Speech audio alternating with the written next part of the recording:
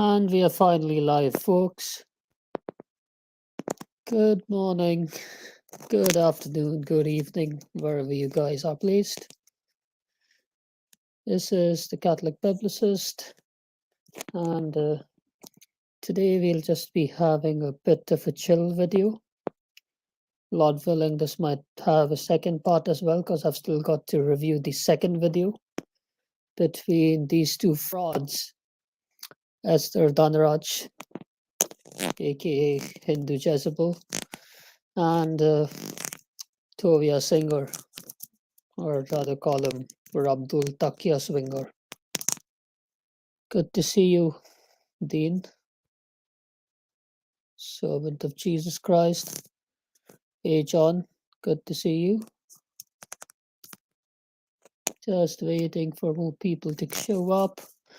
And hey, Valerian, God bless you. Hey, Steadfast Godcast, good to see you. So yeah, it's been a while since I'd last streamed. Please keep me in prayers for the session. I ask God, the Almighty Trinity, to bless all of us and let the Spirit take over and just guide the session. And we don't get into issues like internet connection problems and technical issues and all those kind of sorts. And yeah, just mods, just be vigilant about detractors or attackers coming in the chat, because I have a feeling that fraud Canadian Catholics followers are just going to show up pretty soon. Hey, Sadat, good to see you, man. Yes, John, I do understand and speak Hindi. Anyway, first of all, I'll just drop the link in the chat. You guys can have a look. Can you guys see the link in the chat? So that's the video I'll be reviewing today. And I'll just share my screen. Share the entire screen.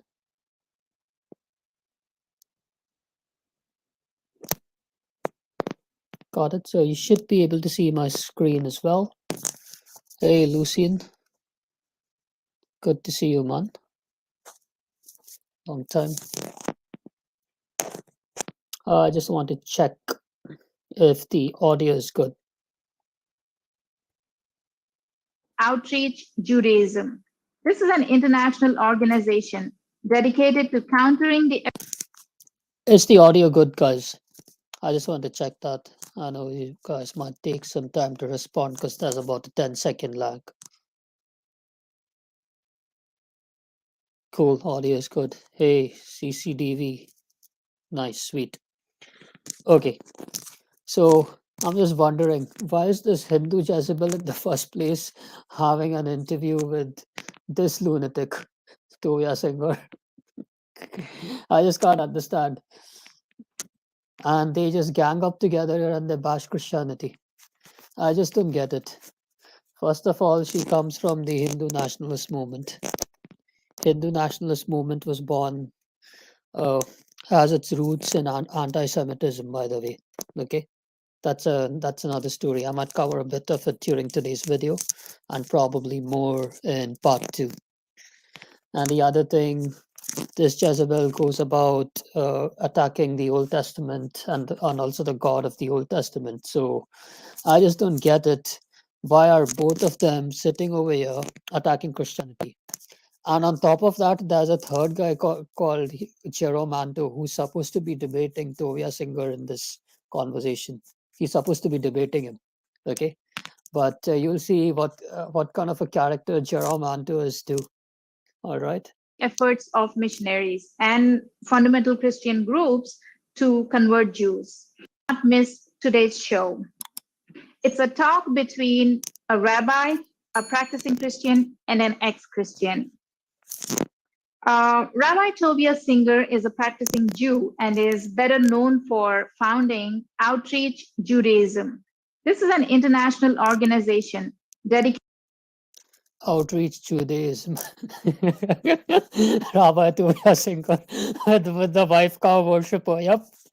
Yeah, that's exactly true about Lucy. And that's what it is, the golden calf worshipper. The calf worshipper.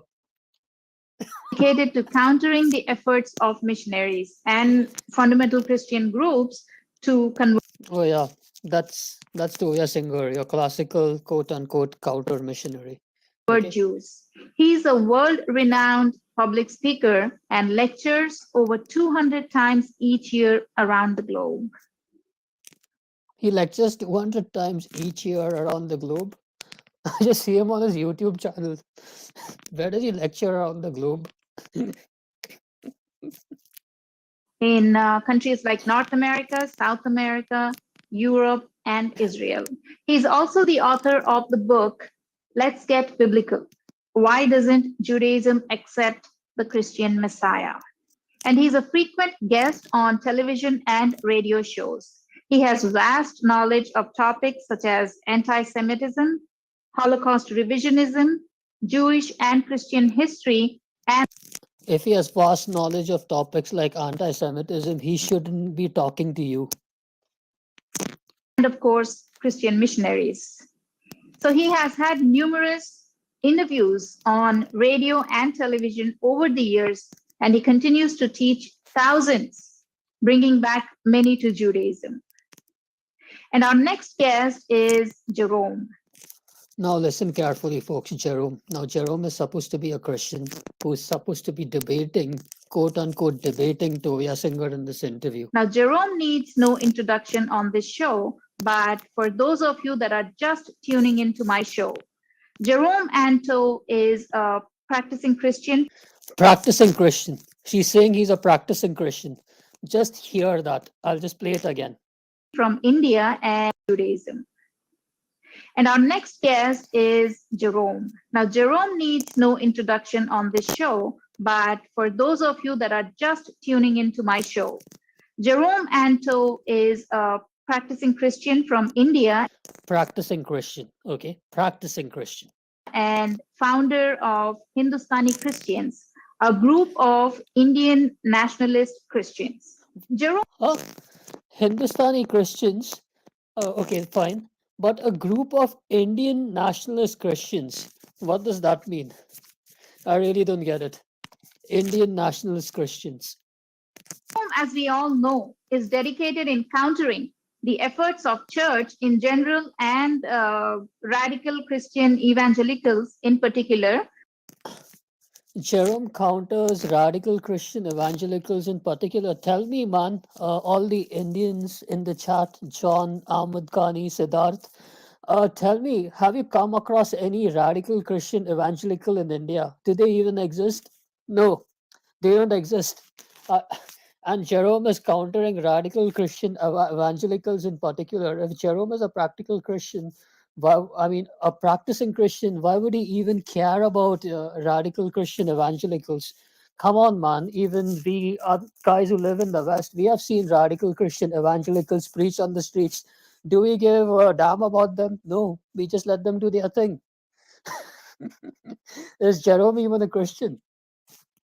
Who target the gullible Hindus for conversion. Who target the gullible Hindus for conversion. Oh, yeah, the rice bag converts, all this nonsense. Jerome has been one of the most provocative, powerful, and vocal Indian Christian Provocative, powerful, and vocal Indian Christians against the business called conversion. against the business called conversion. So, conversion is a business. I didn't know conversion was a business. Seriously. But I mean, she does have a fair point in some cases. Like if you're talking about prosperity gospels and some kind of these cult groups, like say Jehovah's Witnesses and things like that, then yeah, conversion can be a business sometimes. And it is regardless of religion. Okay. Oh, yeah. Jerome could be claiming to be a Christian as a publicity stunt, a bit like Canadian Catholic. Yeah, you could be onto something. Catholic Crusader. Let's see. And speaking of Canadian Catholic, Lord willing, in tomorrow's expose of Canadian Catholic, I might mention Tovia Singer. I might. His efforts of late has been to educate the Hindus on this conspiracy called churchianity.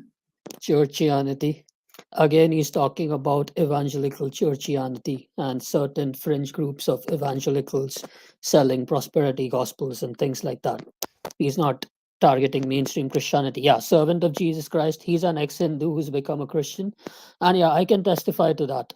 Like, even I was in a Christian school in India, and none of us were converting the Hindus. In fact, the Christians in that Christian school just made up less than 20% of the students there. And we even have more non-Christian teachers than Christian teachers within Christian schools in India. I don't know what this Esther is smoking, this cow worshipper, or rather this cow, what's she smoking? So, welcome to the talk, Rabbi Singer and Jerome. Namaste. Thank you. Thank you. So, Rabbi, Here he's saying namaste, thank you. So getting Tovia Singer for them apparently seems to be a big thing, as if he's a big celebrity or something.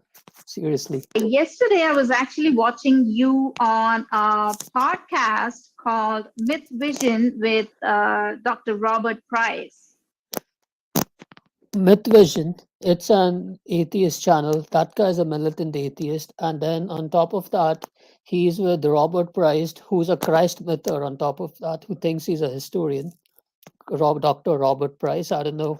He's a guy who just doesn't even believe that Jesus even existed and it's just a fabricated myth. And yeah, again, I don't know why this guy Canadian Catholics keeps coming in my head. He's just obsessed with Robert Price. Anyway, I don't want to digress from the topic. And you were saying something like, oh, so this is how you earn your living? Prepare 2 or 3 minutes something and just let it roll. And this is how you earn your living. So just to tell you, that's exactly what I'm going to do today. So, in fact, Tovia Singer smile, so creepy. What are you thinking, Tovia? Seriously. I haven't even prepared the 2 to 3 minutes something today. I haven't even spent that kind of time before coming to the show. In fact, what I'm going to do is pitch the two of you against each. Now listen, she wants to pit Jerome against Tovia Singer. So there's going to be a debate between them. Since Jerome is a practicing Christian and Tovia Singer is a rabbinic Jew, a counter missionary. So she's going to have them debate each other, okay? This is going to be a debate, guys. Each other and let you fight, and I'll sit back and enjoy the brawl. So she'll sit back and she'll enjoy the brawl. So both of them are just going to sit and fight. Yeah, Barantas, there's no such thing as a nationalist Christian. That's all nonsense. I'll sit back and enjoy the brawl. So this guy is going to have a debate with Tovia Singer. Now let's see how fun this debate is. Oh, I deeply appreciate I'm just that. kidding. I'm just kidding. You have no idea how happy that makes me. Oh, really? that- Okay. So Because you are the fighter guy, huh? Israel's such a large country, such a large democracy, and India is such a tiny country. So, of course, that gives me an enormous advantage. After all, you have lakes that are bigger than our country. So I really, really am very grateful for that honor and distinction. Why don't you just set the whole Indian country against me? No, I appreciate that very much. And then we'll move on to smaller things like China.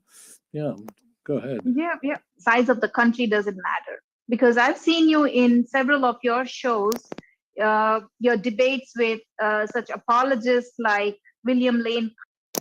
That debate with William Lane Craig, I can't even get that footage. I just have a 10 or 15-minute footage, and it's not even the complete footage. Please mention his debate with Dr. Michael Brown. She'll never say that. Where he got destroyed. Tovia Singer got completely destroyed. Craig Evans, and then people like that. So Oh. I don't think, I mean, even if, And trust me, having a theological debate with William Lane Craig, theology isn't William Lane Craig's forte, to be really honest. He could probably have a ball game with atheists and things like that, but when it comes to theology, no, that's not his forte. yes, Israel is not even as big as the largest lake of India, Rabbi Tovia Singer is indeed big fighter.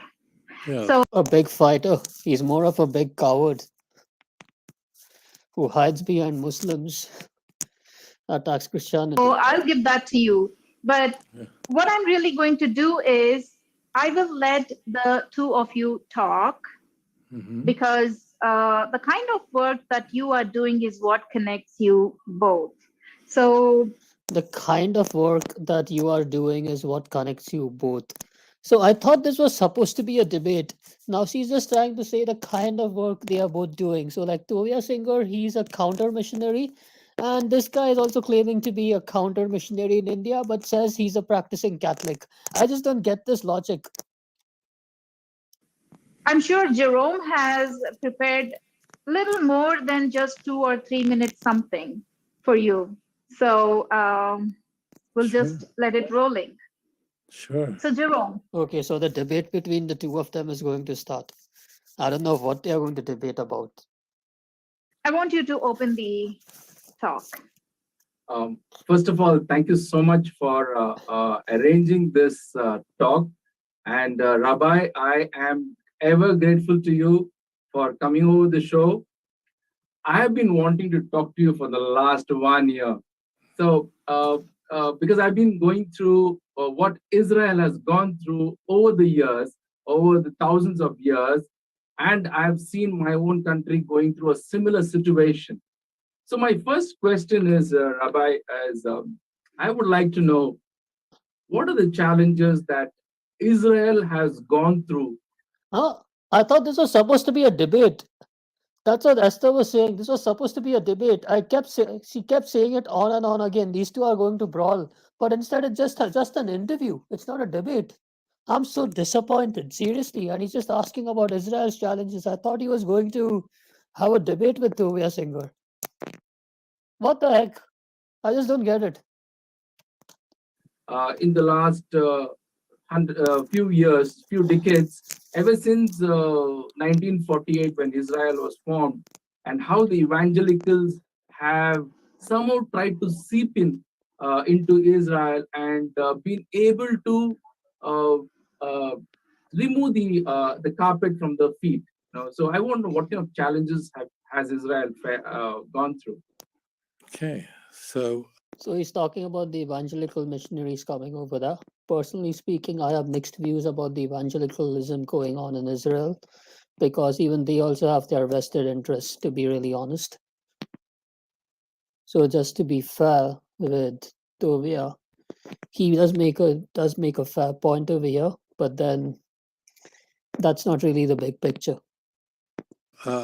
first of all, Israel and India are celebrating 29 years of diplomatic relations, and in recent years, Israel and India are enjoying a very, very close relationship. But I technologically, economically, on many, many fronts. India and Israel also have a lot of common interests, but I confess to you that I'm not a diplomat. I don't represent the government. I'm a rabbi. Um, Well, right now I can see you really being very diplomatic with people born out of an anti-Semitic organization such as the RSS and the Hindu nationalist movement.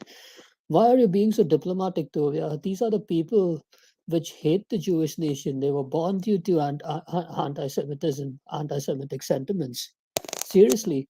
And why are you being so diplomatic with the Muslims when you want to destroy Christianity?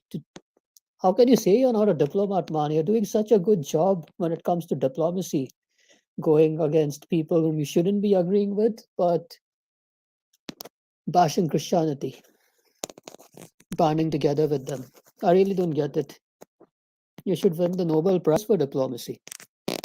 I'm a theologian, so that's the area that I can focus on very easily with you. As it turns out, Israel has a complex relationship with evangelical Christians. For 2,000 years, the church regarded the Jewish people as a people who once were chosen by God, who had a unique covenant with the Almighty, but the church insisted that that covenant was abrogated, was destroyed, and the church has superseded Israel. The church has replaced Israel. In fact, Okay, now we need to be very careful over here. Now, Tovia Singer is talking about something called as replacement theology. Okay, I'll just come to Notepad just to, anyway, just go to format, font, make it a little bit bigger, just to give you an insight. Size 20. So he's talking about replacement theology, or say covenant theology. Now, this is not the majority position in Christianity, okay?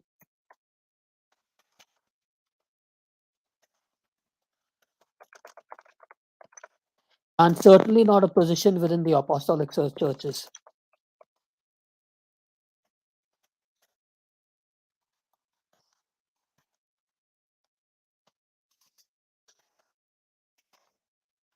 It's just some sects of Protestantism, not all sects, some sects.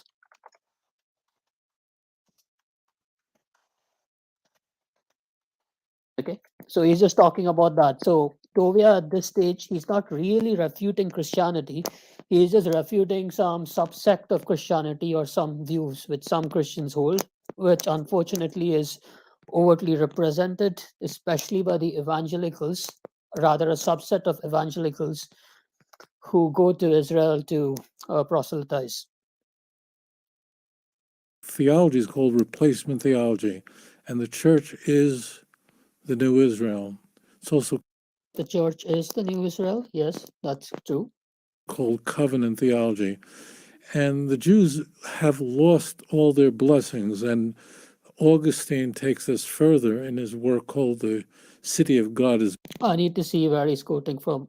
City of God is Augustine's magnum opus. There are about 20 odd books in there. You can read it for free on New Advent. I'm still have to go through this to just see where, from which quote, where he's quoting this from and what really is the context. Because you know, this guy, he's a very slippery clown. No wonder even Muslims hold him in great reverence. He's a prophet for them, man. He's a better, greater prophet for Muslims as compared to even Bart Ehrman. His magnum opus, that in fact the reason why Jews are around altogether is so that people see the low state of the Jewish people, see their deplorable position in society, and realize as a living memorial of what happened to the people who were responsible for killing Jesus. And Augustine had good reason to think that way. It's because the Christian Bible portrays the Jews exactly that way. And that's No, it doesn't. No, it doesn't. Here he is just accusing the church of anti Semitism. But however, to be fair with Tovia, some of the magisterial reformers were anti Semitic. Martin Luther, for example, was anti Semitic. All right. There were certain episodes of anti Semitism within the history of the church, but as a whole, speaking, like we are not really anti Semitic. Yeah, he's from the RSS, man. how not just the Roman Catholic Church believed and espoused, but that's how the Orthodox Church believed, and the Orthodox Church believes it, the Roman Catholic Church believes it. What nonsense is this, man? Seriously?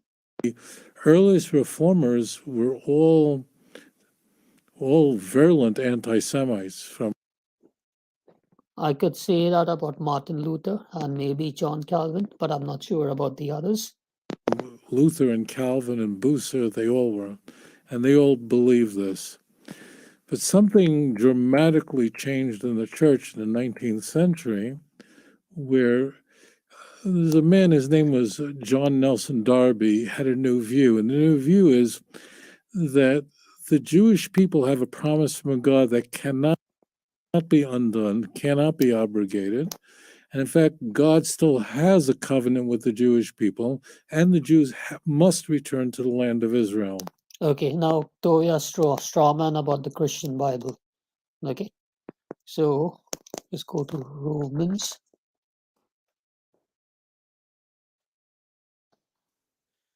First of all, let me just get rid of Tovia's straw man. Okay, Israel's rejection is not total. He's saying that the Christian Bible portrays the Jews in a very negative light. This is New Testament, Paul. So Israel's rejection is not total. If I say that, then has God cast away his people? This is Paul writing to the Romans. Certainly not. For I also am an Israelite of the seed of Abraham of the tribe of Benjamin. Thanks for sharing the link there, then, Dragana. For God has not cast away his people whom he foreknew. Or do you not know what the scripture says of Elijah, how he pleads with God against Israel, saying, Lord, they have killed your prophets and torn down your altars, and I alone am left, and they seek my life. But what does the divine response say to him? I have preserved for myself 7,000 men who have not bowed the knee to Baal or Baal. Even so, then, at this present time, there is not a remnant according to the election of grace. And if by grace, then it is no longer of works. Otherwise, grace is no longer grace. But it is of works. It is no longer grace. Otherwise, work is no longer work. Okay, now here comes the main part. What then? Israel has not obtained what it seeks, but the elect have obtained it, and the rest were blinded. Just as it is written, God has given them, that is the Jews, a spirit of stupor, eyes that should not see, and ears that they should not hear to this very day. So this is again coming from Isaiah 6. Okay. And even Jesus quotes this in the Gospels. And David says, let their table become a snare and the trap a stumbling block and a recompense to them. Let their eyes be darkened so that they do not see and bow down before their back always. So the Jews are in a state of spiritual blindness. Now let's come back. Israel's rejection is not final. I say that when they have stumbled, that they should fall, certainly not. But through their fall, to provoke them to jealousy, salvation has come to their Gentiles. Now, if their fall is riches for the world and their failure riches for the Gentiles, how much more their fullness? So again, Paul is talking about the Jews. So what Paul is saying, if the fall of the Jews by crucifying Christ and rejecting his followers is riches for the world, that is the conversion of Gentiles coming to God, the God of Israel. If the failure of the Jews bring about such riches for the world, then just imagine how much would it be for the Jews coming to the fullness of faith being for the world. For I speak to you Gentiles, inasmuch as I am an apostle to the Gentiles, I magnify my ministry. If by any means I may provoke to jealousy those who are my flesh and save some of them, here he goes. For if by their being cast away is the reconciling of the world, what will their acceptance be but life from the dead? For if the first fruit is holy, the lump is also holy, and if the root is holy, so are the branches. Okay. Now he's talking specifically to us, that is the Gentiles. He's talking to the Romans, but specifically to us, the Gentile converts, the Gentiles. Okay. And if some of the branches were broken off from the tree, and you being a wild olive tree, so Paul is calling us Gentiles a wild olive tree, were grafted in among them, and with them became a partaker of the root and fatness of the olive tree. So suppose he's saying that the faith is the olive tree, and the Jews are the natural branches which grow from that olive tree, whereas we are branches of a wild olive tree which have artificially been grafted onto this one. So that's how Paul is comparing us. But if you do boast, remember that you do not support the root, but the root supports you. There you go, the root. That's Christ. If you say, then branches were broken off that I might be grafted in. So again, Paul is saying to the Gentile believers, that is to the church or the Gentile church, that we should never boast that the Jews were broken off, that we might be that replace him. So, see, this verse itself refutes this so called replacement theology, and there is Tovia Singer straw manning the New Testament. Well said, because of unbelief they were broken off, and you stand by faith. Do not be proud, but fear. For if God did not spare the natural branches, that is the Jews, he may not spare you either, because we are the unnatural branches. There you go. Therefore, consider the goodness and severity of God on those who fell, severity, but towards you, goodness. If you continue in his goodness, remember this. Otherwise, you also will be cut off. Remember this. If we continue to live as God tells us to do, following his word, living a life which is acceptable to God, we will continue to be in the branches, otherwise, we will be cut off. And now he's talking of the Jews. And they also, if they do not continue in unbelief, he's saying that will be grafted in, for God is able to graft them in again. So if the Jew repents, follows Christ, they will be grafted in because it's possible with God. For if you were cut out of the olive tree, which is wild by nature, and were grafted contrary to nature into a cultivated olive tree, that is the tree from which the Jews base their faith on, how much more will these who are natural branches be grafted in easily into their own olive tree? There you go. Tovia Singer's lie here just got refuted. He was, I'll just play it again. but something dramatic of the Jewish people. In fact, theology is called replacement theology, See, and the church is the new Israel. It's also called covenant theology. And the Jews have lost all their blessings. And Augustine takes us further in his work called the Christian Movement, comprises about 1/5, 20% of the United States returned to the land of Israel. He okay. was born in England and he preached in the United States. He had a new view. And the new view So he's talking about this other guy in the 19th century. Now, remember, in the 19th century, we had the Christian restorationist movement. So some people started saying things like the Protestant Reformation failed, the Catholic Church has failed. Yeah, sure. You might have to put some speakers on EMB because I did have decent volume. But I think it could just be Tovia's voice actually. I'll try to increase it as much as I can.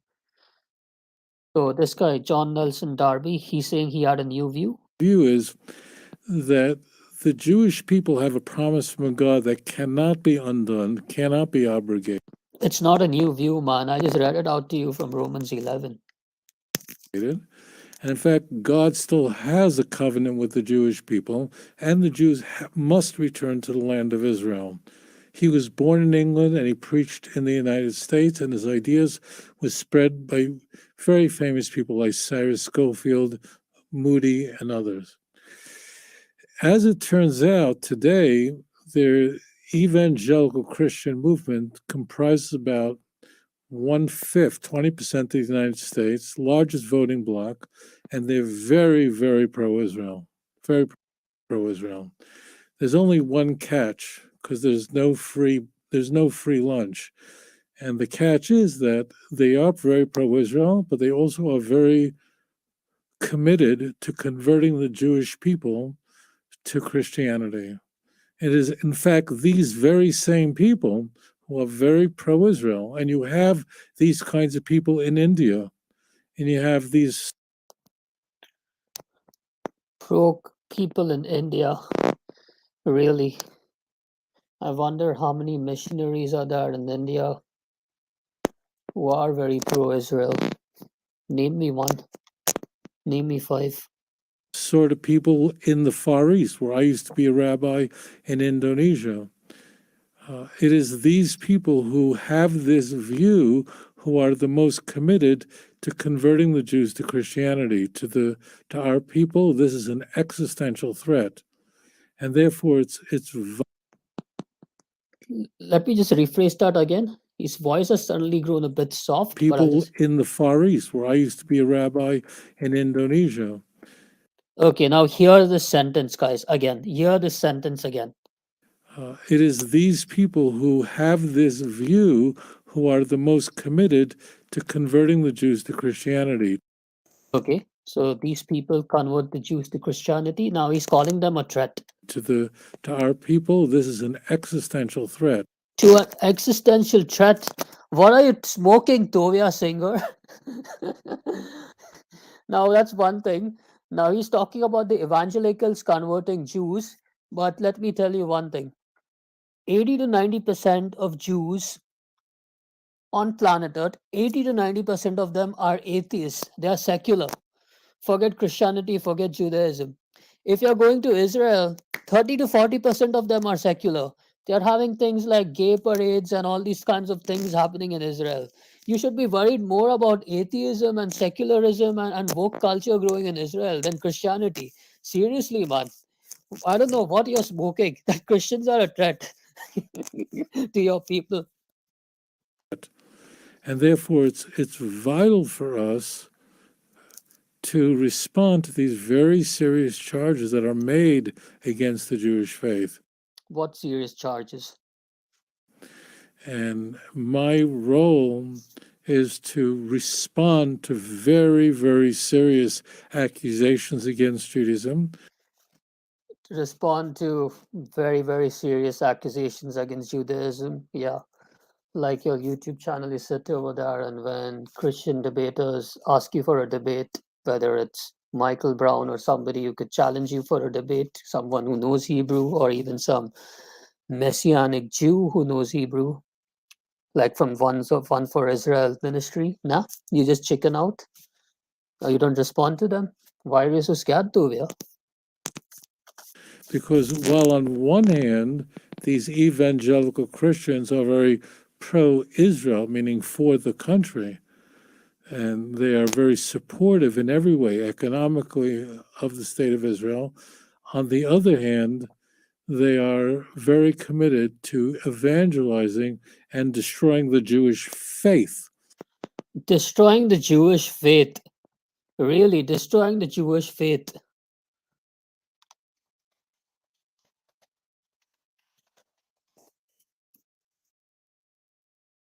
Here you go. You guys can't read it. Secularism in Israel. I'll just increase the size.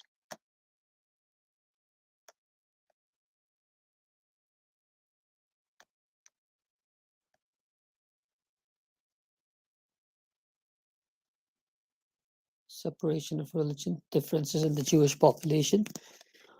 Secular Jews make up about 41.4% of the Jewish population, atheists in Israel, followed by the traditional Jews, which account for 38.5%. That's Tovia Singer's party, with the remaining 40% populated by the Orthodox and ultra Orthodox. So now those are the extreme Jews. In Israel, now these are heretical movements. The reform and conservative movements are estimated to take up 7.6% of the Jewish population. It's not Tovia Singer's movement of, say, ultra Orthodox Judaism. Okay. So this is a problem, and I don't know what's he talking about. Coming back, Christianity isn't a threat, man.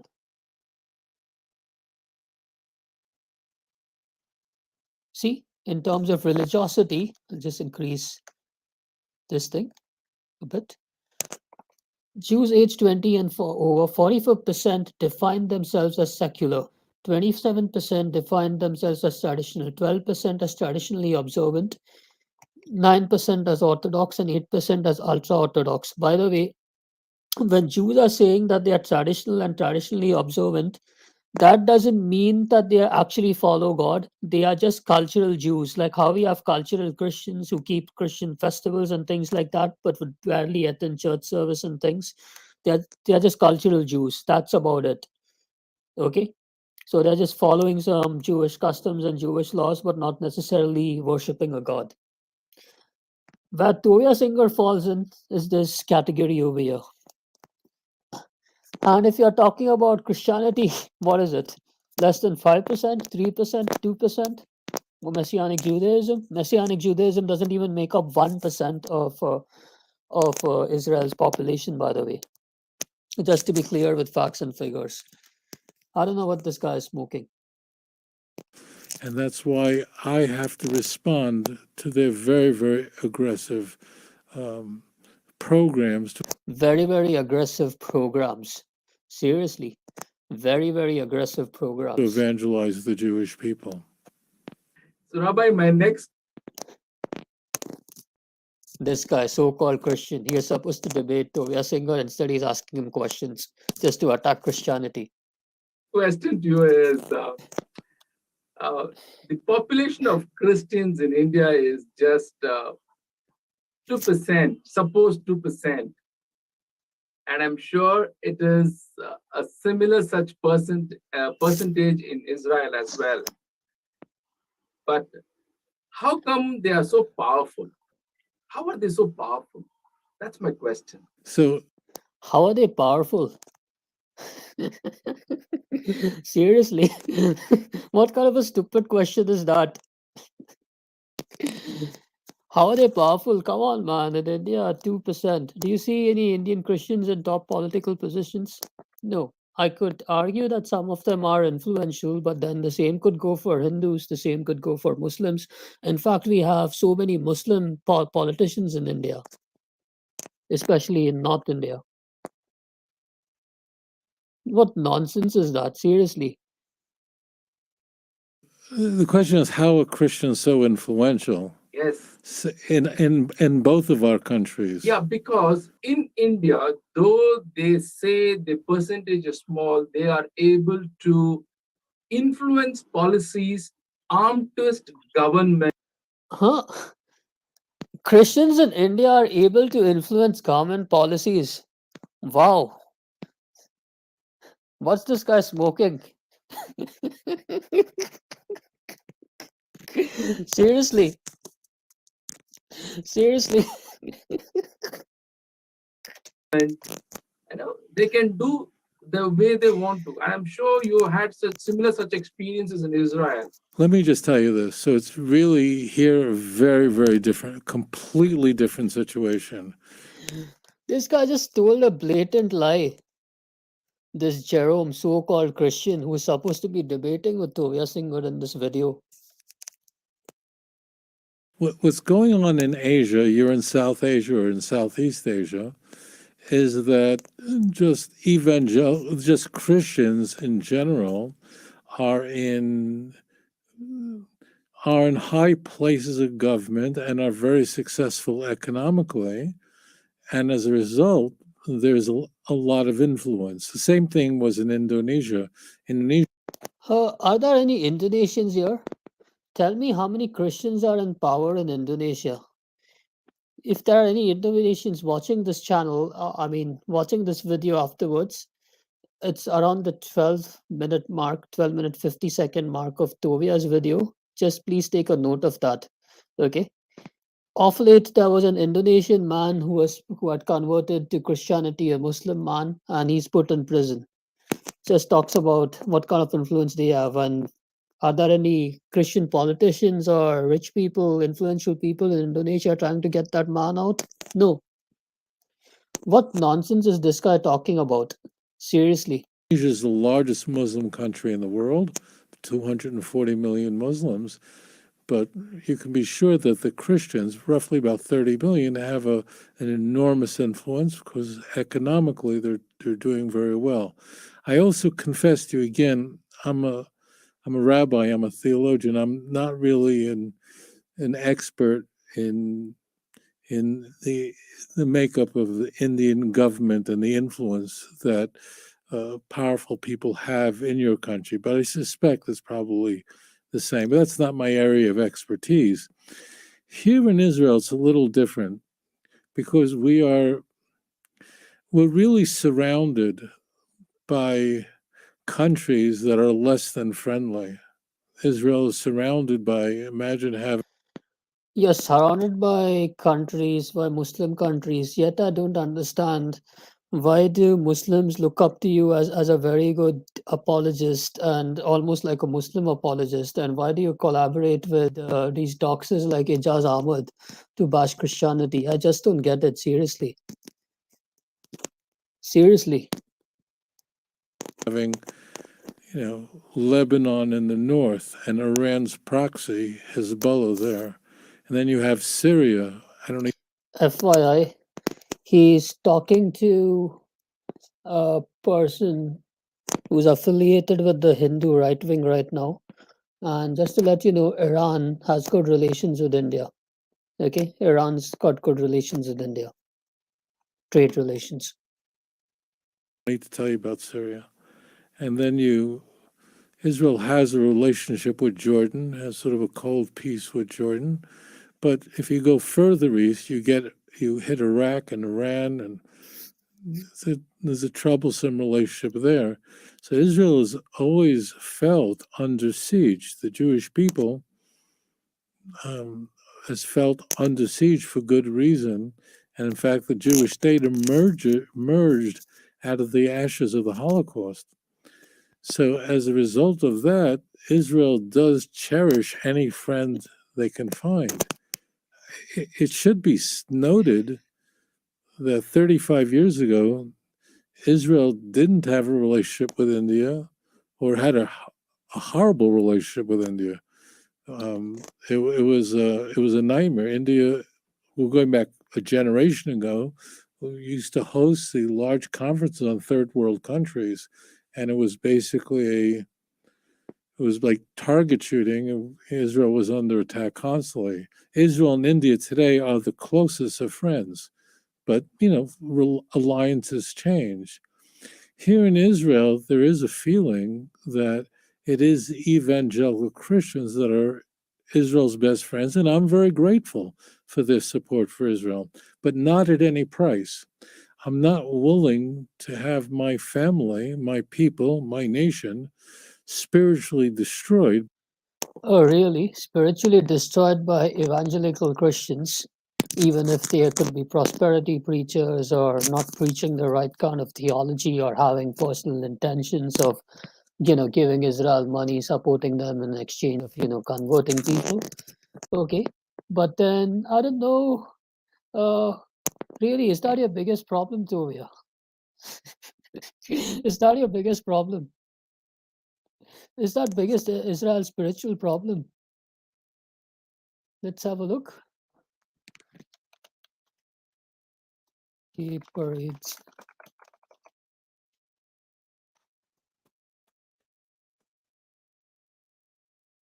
Yeah, see, gay prides events Friday 10th June, Israel. This is what's happening in Israel. See, 8th June, 6th June, Tel Aviv, the capital. Pride parade, 10th June. Search more events. Seriously, Tovia, do you support all this?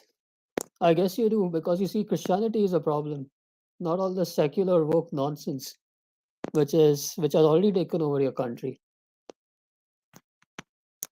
Pride Week events 2022. They are having Pride Week.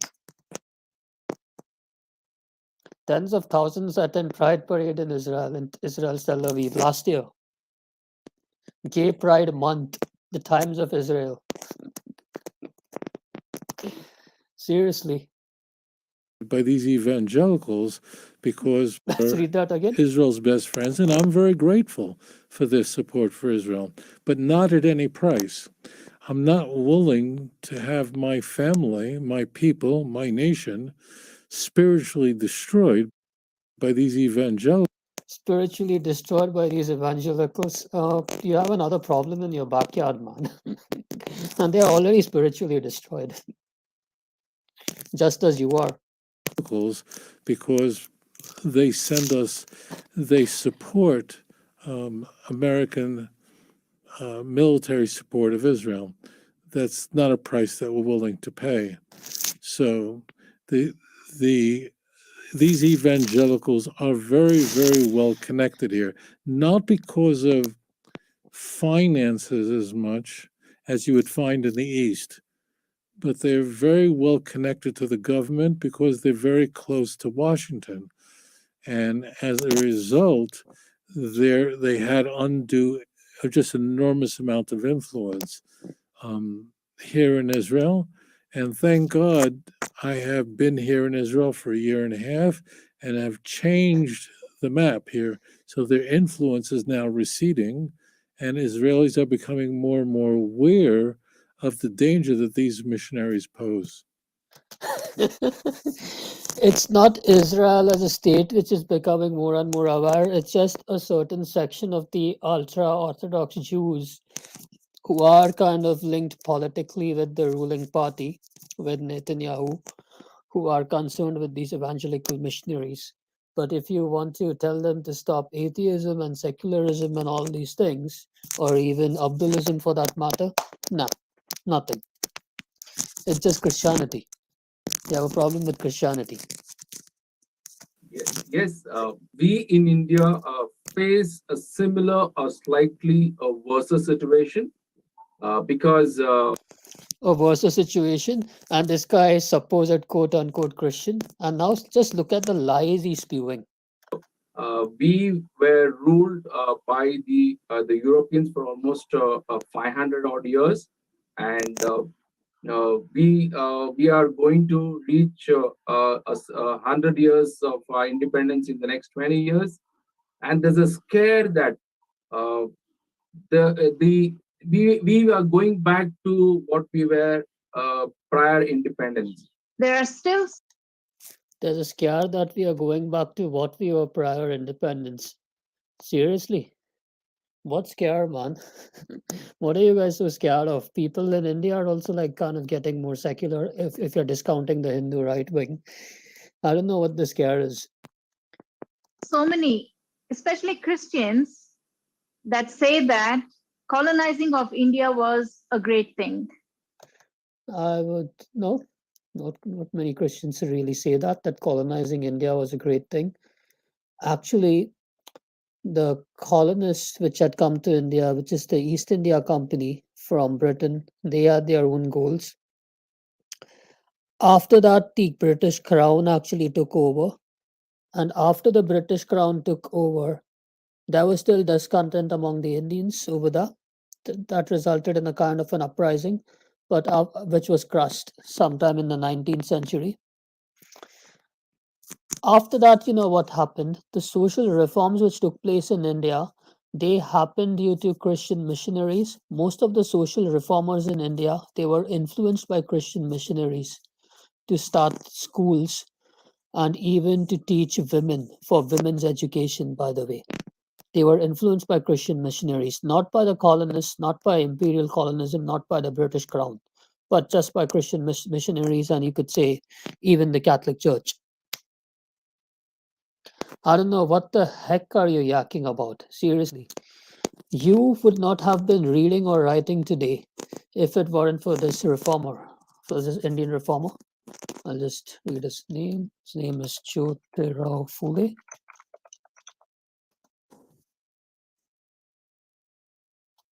So, this is an Indian reformer. He's the guy who pioneered women's education in India. See, he and his wife Savitribai Phule were pioneers of women's education in India. Here you go. And he was actually thrown out of his house for educating his wife. His wife became the first women teacher in India, and he was influenced a lot by Christian missionaries. I'm not sure if Wikipedia has edited this. Yeah. He visited a girls' school in Ahmednagar run by Christian missionaries when he was age 21, and he bought this over there. And there were other practices in India, like, say, child marriage, which also happens in Abdulism. It still happens now in traditional families. That got abolished.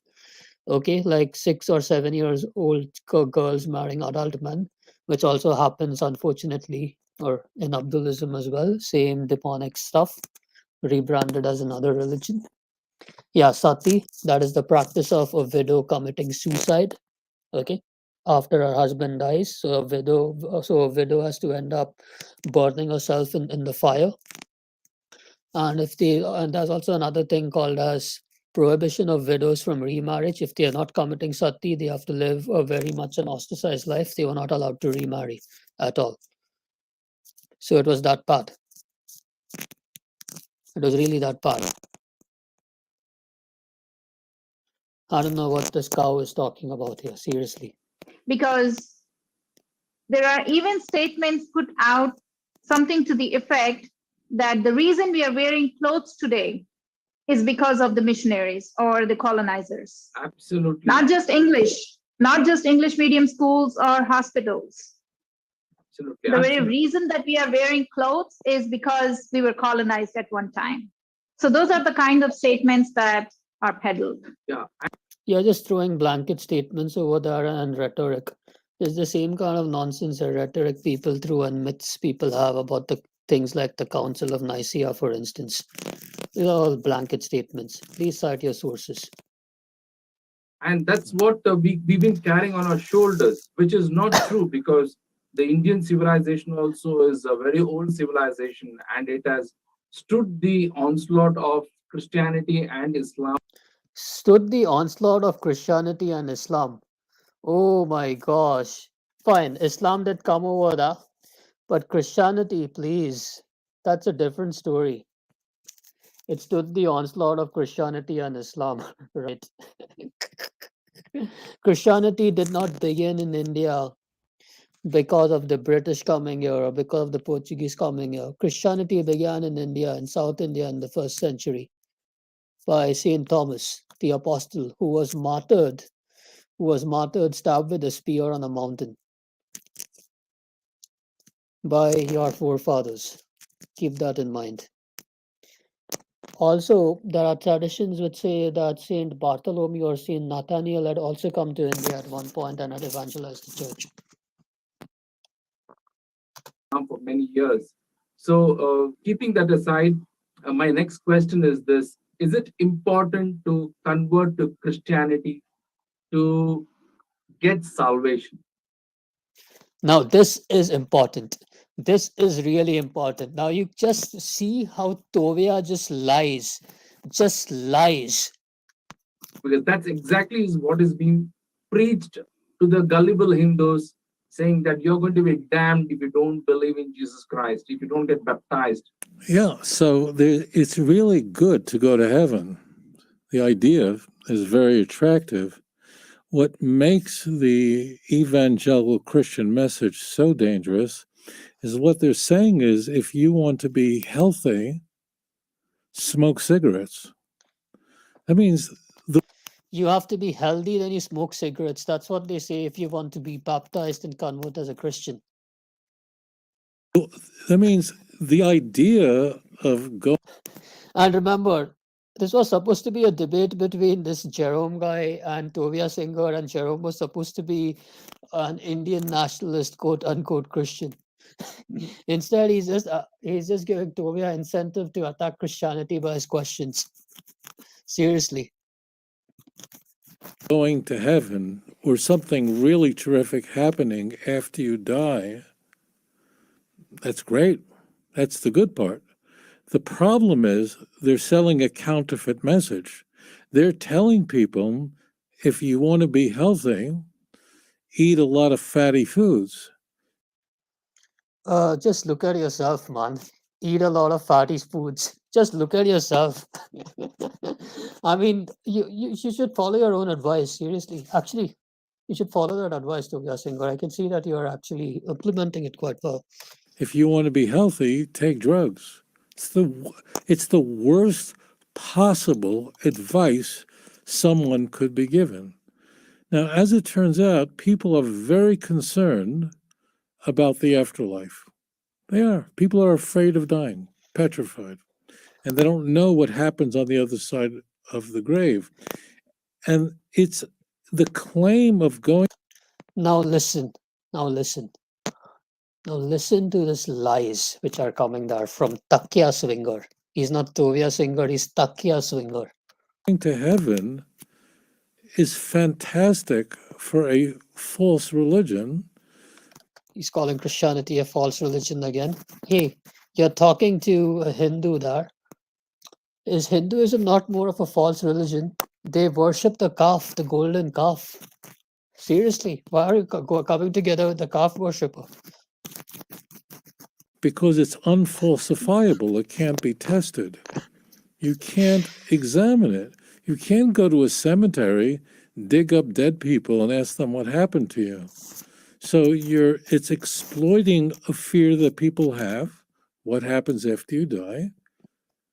And then you can't test out if it's going to deliver. So this is a major problem. In contrast, in the Torah, in the Jewish Bible, there's never a In the Torah, the Jewish Bible, he's talking about the Tanakh, the Old Testament. He's talking about the Old Testament. Now look at his lie about the Old Testament. threat of going to hell. There's never a threat of going to hell. Really? Really? What is Gehenna? And never a promise going to heaven. And never a promise going to heaven. Really? Really?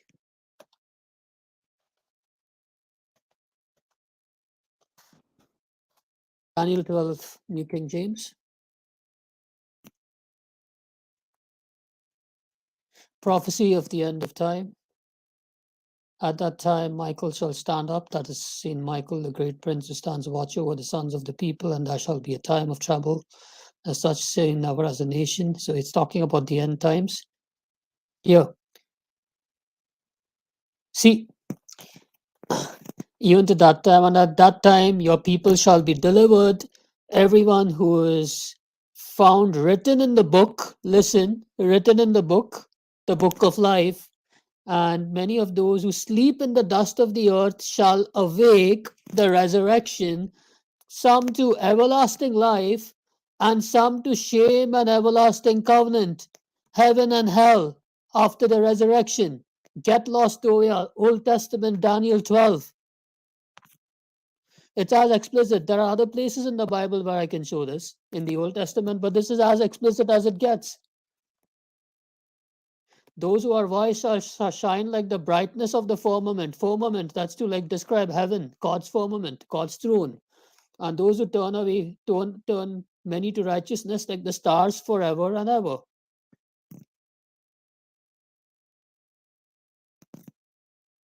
Liar, liar, liar. There is such a place. There is an afterlife and a resurrection, and it's mentioned very, very briefly. But the God of Israel says that if you're not loyal to me, it's going to stop raining. And food is not going to grow. Please stop talking about temporal punishments which God brought on Israel and other nations in the Old Testament for not following his covenant, about what happened to Sodom and Gomorrah, or what could happen to Nineveh, and how people of Israel were punished for their sins time and again. Don't talk all this nonsense about the temporal punishments on this side. Whereas Daniel 12, it's not talking about rain, it's talking about some to everlasting life, some to shame and everlasting contempt. Hell. Your land is not going to be fertile. You'll go into exile. I'll bring you back. So if you're God and you're writing scripture, you're not going to appeal to something that happens after you die, because after you die, it's too late to repent. After you die and you see hell, then what good is it? You can't do anything any longer. But if I say, look, if you smoke cigarettes, so what's going to happen is you're going to start coughing. You're going to feel very, very sick. You're not going to be able to walk anymore. You're going to be out of breath. And that's what happens to people. They start feeling really bad. And you know what they do? They quit smoking. They quit doing drugs. And you know what? What nonsense are you talking about, man? If you're an addict or a smoker or an alcoholic, it's really difficult for you to quit unless you're into some kind of a program like Alcoholics Anonymous or some kind of rehab programs or that like. Really? What nonsense are you talking about? You might feel bad after you've taken the thing and after you've gotten the high, but after a while you'll again start craving for it. You won't quit just like that. You won't quit cold turkey. You'll only be able to quit or get rid of it over rehab programs, and sometimes it's multiple rehabs. What a bad analogy you're drawing, man. What happens? They feel a lot better. So I want to just contrast the Christianity with my faith. And then is that Your faith is not Judaism. Your faith is rabbinic Judaism. It's not covenantal Judaism. Christianity is promising heaven or hell.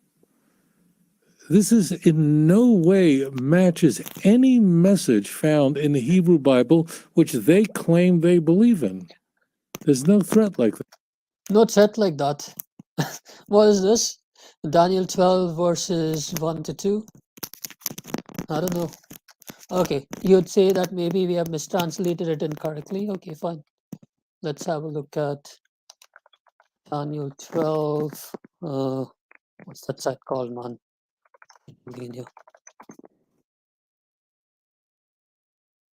This is your Masoretic manuscripts, by the way.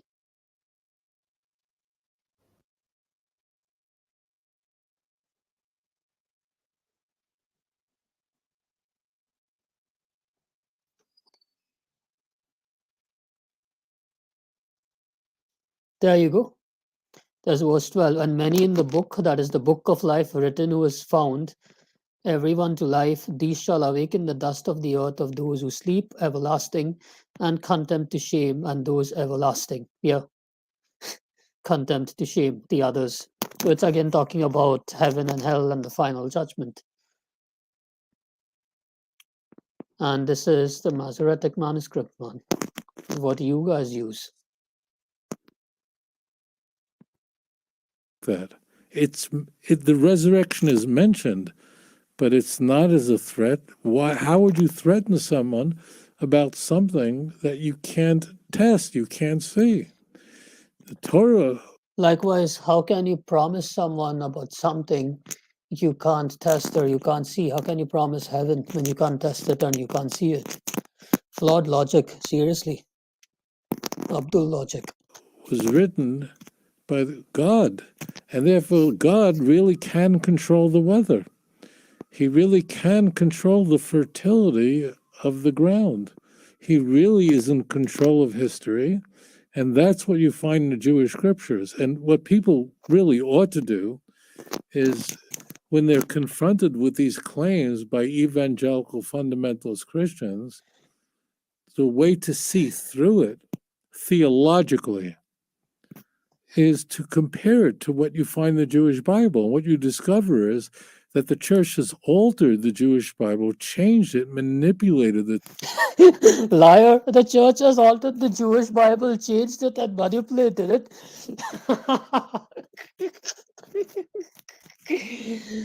You guys are the ones who tampered with the Bible and in your Masoretic texts and altered it, not us. And we have archaeological evidence from the Dead Sea Scrolls to prove that the Septuagint and the Hebrew in the Dead Sea Scrolls is much closer to the Catholic Bible and say the Orthodox Bibles today as compared to what you guys are using, the Masoretic texts. The text to make it appear Christological. One other To make it appear Christological, you are the guys who put vowels over there in the wrong places. very serious problem is that no Christian, almost no Christian, learns Hebrew, certainly not as a child. None. In India, the only Christian that can Tell me, how many Jews do you know learn Hebrew and are able to read and write the Torah in Hebrew? How many Jews? No, none, except maybe your rabbis. Really, a really poor analogy, man. Really poor analogy. Same thing can be said about Hindus. How many Hindus do you know who know how to read their scripture in Sanskrit? I mean, they could read their scripture in Sanskrit, but they would not be able to understand it one bit. It'll just be their priests and their scholars and clergy taking care of all these things. speak Hebrew is a professor at a university. That's it. Out of the Yeah, that's it. That means if you go to the And about your claim that we changed the Bible, okay, now as a Catholic, with respect to the Catholic Church, our Bible the Latin Vulgate, was compiled by Saint Jerome under the tutelage of rabbis. Under the tutelage of rabbis, by the way. And our Bible, which is the Old Testament of the Latin Vulgate. It's over 80%. It corresponds with the Septuagint, and it also closely resembles the Hebrew in the Dead Sea Scrolls as compared to the Hebrew in the Masoretic. And Jerome had written sometime around 400 AD, and the surviving Masoretic manuscripts, which you guys use, they date to around 800 or 900 AD, about maybe one or two generations later, with your alterations in it. You want proof? Your own Jewish virtual library, your own Jewish websites praise Jerome. They praise Jerome. I'll just show it to you. Just a second. So there is Jewish virtual library. I'll just a minute. I'll just send you guys the link. Give me a second.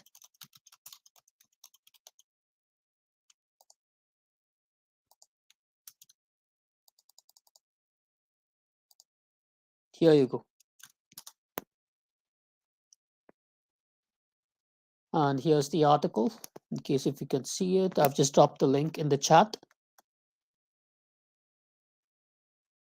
So this is Saint Jerome, Latin church father, born to Christian parents in Stridon, Dalmatia, and sent by them to study in Rome.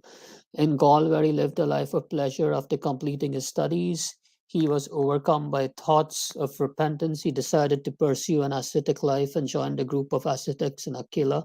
In 374, he decided to go to Jerusalem, the land of the Jews.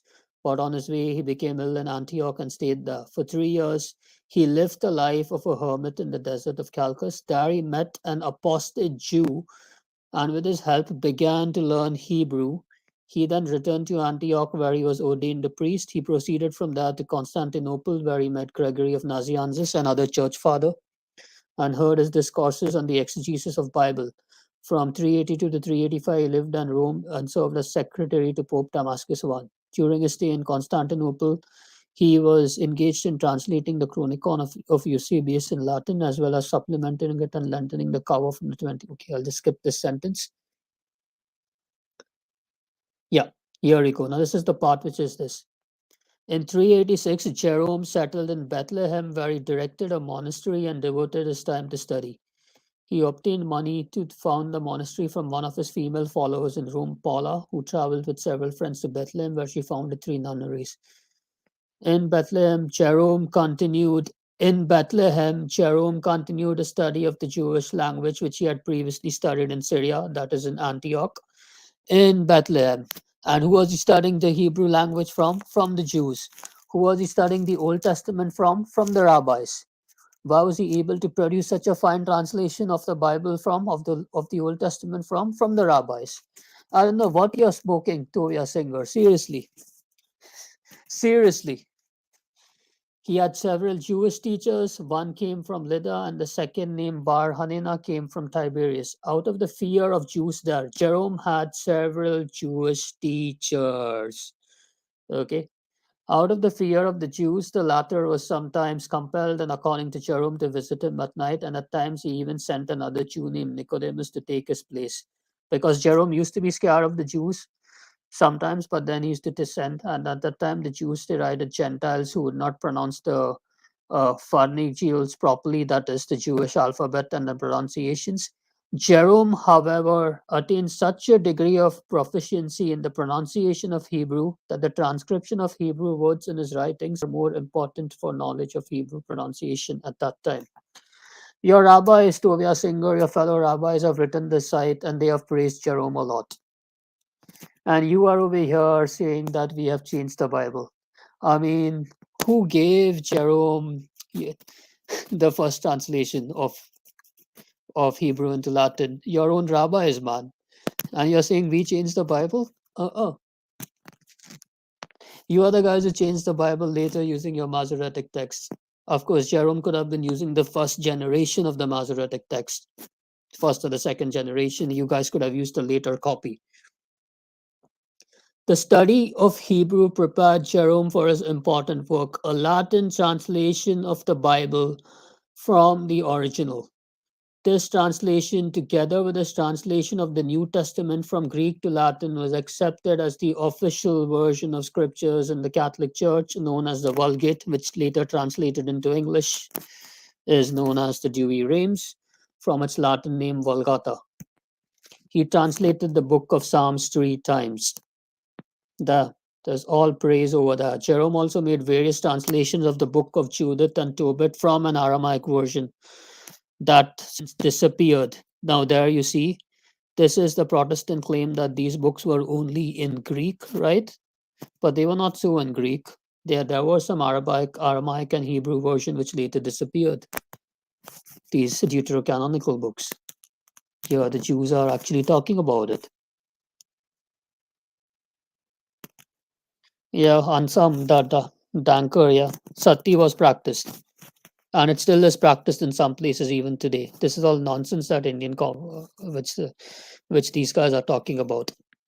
Anyway, back to this guy's lies. The major universities in India, in New Delhi, you could take biblical Hebrew, and the professor is probably a Jew who came in to get a job. But let's just say, in a country of more than 1 billion people, the second largest country in the world, the largest democracy in the world, country that's so large, and yet in that country, I don't know if there are 5 Christians in the whole country that are literate in Hebrew and could read the Hebrew Bible in its original language, although there are so many Christians. Now, why? Because Indian children are not smart enough? No. They were robbed of an education of the simple reading of the original language of the Hebrew Bible. Isn't that insane? That means you have so many Christian schools in India, so many, all over the country. I mean, in the areas where Christians live. Oh, tell me, how good do you fare against Christians who know Hebrew? Your debate with Michael Brown, it's plastered all over the internet. You don't want to debate Messianic Jews from the one from Ministry Israel who know the Hebrew, who actually are native speakers of Hebrew. You, my friend Tovia, are an American who has kind of learned Hebrew as an academic discipline, whereas the native speakers of Hebrew, the Messianic Jews over there from the one from Israel Ministry, they will take you down. You don't even want to debate them. Seriously. And here I just spoke about Jerome. So in other words, our English Bible, which we hold over here, if you are holding a copy of the Douay-Rheims, it's a direct English translation of the Latin, which was translated from Jerome, who learned Hebrew under rabbis for years within Israel. And not one of them, not one, is teaching Christian children Hebrew. Oh, they learn. Tell me, when it comes to Hinduism today, how many of them actually will end up learning Sanskrit? Nope. Tell me, like, when it comes to Hebrew, who are the people actually learned in Hebrew when it comes to the Torah? Who are the people actually learned in Hebrew when it comes to the Torah among the Jews, among the rabbinic Jews? It's only the rabbis. It's only the rabbis, not the laity. It's only the rabbis. Learn English, and they might learn French and all kinds of other ridiculous, but the Hebrew they don't learn. So therefore, all these Christians who fill stadiums in India, He's again talking about prosperity preaching and stadiums. Now I'm going to come to that. India, you have Christian pastors that could fill a stadium of tens of thousands of people. Some of these He's talking about the mega church pastors, the prosperity pastors, like, for example, the Joel Osteen equivalents in India. That's not Christianity. pastors come from the United States. On private planes, they come to India with empty suitcases. And when they leave India, their suitcases are full of money, full of jewelry that people give them. Well, the same can be said about the people whom you're talking to. I'll come to that. with promises that they'll have more money if they give them their money. I know this personally. It's just a prosperity gospel, man. That's a false brand of Christianity. You're not refuting Christianity. It's as good as me saying that, fine. Let's say that I'm talking about, say, a Reform Judaism or some liberal form of Judaism, and then I'll equate it against your rabbinic Judaism. You're just drawing a false equivalence here, Tovia. Seriously. They leave on private jets with suitcases full of money. And what happens is, tragically, the Indian Christians don't read Hebrew. That means they have no access to the original, and they have to rely on false translations, fake translations, not just the English, but in the languages. There are many languages in India, as you know, and they've translated the Bible into those languages, and all those translations are completely corrupt. Completely corrupt, no access. You just go here to the interlinear, you have access. You say you're completely corrupt, you go to the blue letter Bible, you have access.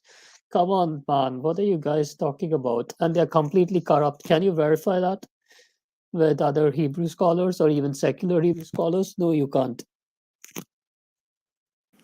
And therefore, Christians, my heart goes out to them. That's why I devoted my life to helping them, because they don't know any better. They don't go to the original. It's something so basic. Where have we heard this nonsense? Where have we heard this nonsense? You should go to the originals. You should know it in that language. Who else yaks all this nonsense? Which other religion yaks all this nonsense? If we remove their book out and remove their sources out and say, nah, that's what the English says, that's not what the Arabic has to say. And this moron, he just saying the same thing. Go to the originals.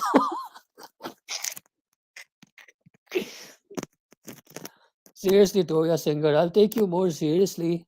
We should be taking you more seriously if you're a Muslim. So fundamental is to go to the original document, not to go to a translation, which is really a commentary, in this case, a corrupt commentary. I have A corrupt commentary, which is a translation. Oh boy. something interesting to note here. And if you're talking about commentaries and corrupt commentaries, you guys do not read the Torah. You guys go to the Talmud to interpret the Torah. Okay? And what's the Talmud? It's commentaries, traditions, and something. If I want to equate it with the apostolic churches, that's what we'll say. Like if it's the Catholic Church, we'll say that this is the catechism, this is the magisterium. Apostolic traditions, we'll say, fine, these are the commentaries of the fathers, these are the canons of the council, these are the dogmas passed in the ecumenical councils, and so on and so forth, to explicate the faith, to authoritatively interpret the Bible. So on that side of the fence, you're just following a similar parallel to what the apostolic churches are doing. And now over here, you're just claiming to say that you should go to the originals and behaving like some Muslim, and at the same time, I don't know, behaving something like a Protestant Jew. When it's not really the case. When it comes to rabbinic Judaism, you look at the Talmud. And when you look at the Talmud, you need to study it under a rabbi. You just don't study it by yourself. There's a branch of Judaism called as Karaite Judaism, Karite. I'll come to that. So it's kind of like anybody can interpret the Torah the way they want to interpret it. So it's like the sola scriptura variant of Judaism, and they kind of have roots similar. They kind of trace their roots to the Sadducee movement. You are saying that they do not go to the original Hebrew scripture.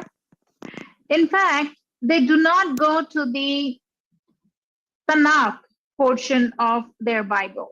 Tanakh's the Old Testament, Tanakh. So the Right. Christians, Okay, and you know what Esther does when she goes to the Tanakh portion of the Bible? Here you go. Exodus 20. The traditional 10 are to keep the Sabbath, to not kill, to not steal, etc.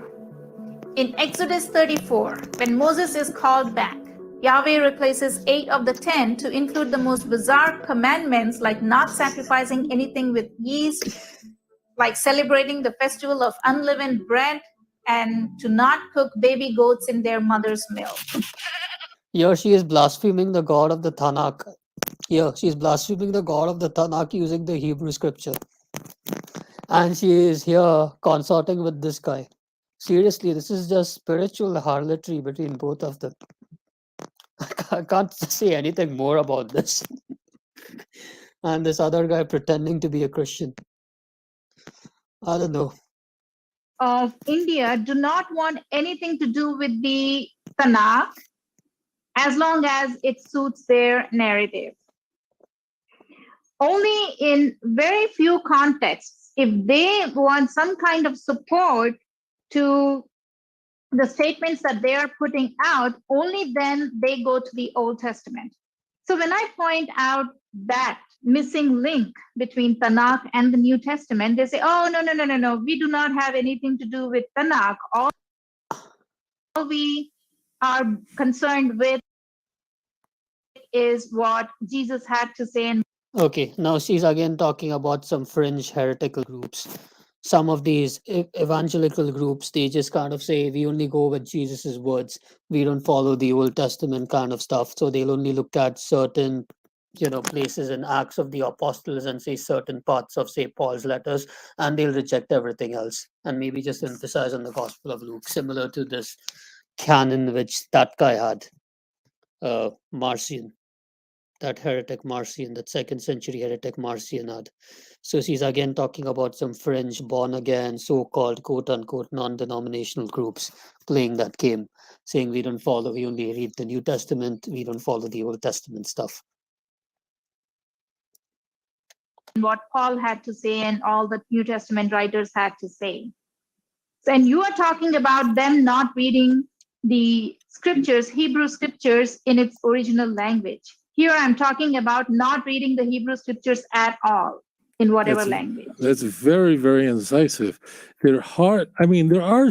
You're not reading the Hebrew scriptures at all in whatever language. Here she's supposedly giving reverence to the Hebrew scriptures, and here she is blaspheming it. How very convenient. Some, very few, but there are some, very few, but very, very few Christians have ever read the book of Ezekiel from beginning. He has a point here, but then tell me how many Jews have read the book of Ezekiel or the book of Jeremiah from beginning to end, let alone in English, if not so in Hebrew? None, except maybe a rabbi. Beginning to end in their lives. Only a studious few. And the same thing can be said about you guys. Please, again, you're drawing false equivalences. That are in seminary, it's just unheard of to read Jeremiah just once in the whole life. Imagine they believe this. How many Jews have done that, man? How many Jews you meet on the road even do that, unless if they happen to be rabbis? The word of God. And something you find in India, and you also find in the Far East in general. I think you find it on the Asian continent more frequently, and that is that in hotel rooms, you might literally just have a New Testament that's there in the drawer in the hotel room, and maybe the book of Psalms.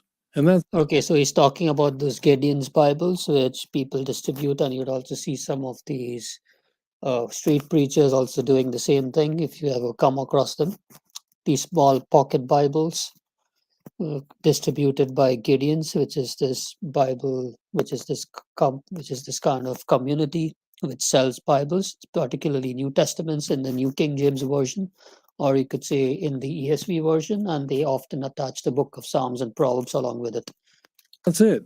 And I never saw that in the United States, but I saw that in the East. You never saw that in the United States, but you saw that in the East? Seriously?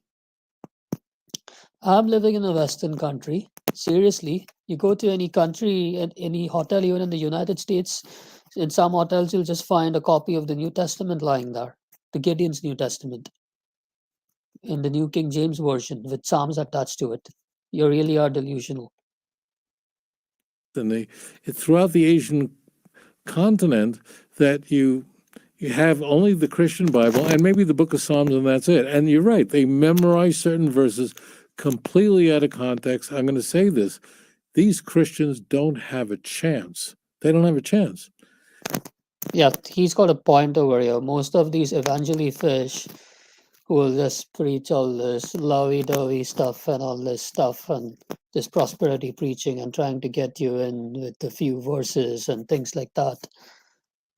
And yeah, they really are biblically illiterate. They have a chance, but even Tovia Singer will actually make mincemeat out of them, like how your normal Muslim apologist will make mincemeat out of them. But then the same can also be applied to your average Jew, just to be consistent. That's why I have a very large YouTube channel. He has a very large YouTube channel. How many subscribers do you have, Tovia? He has a very large YouTube channel. A very large YouTube channel.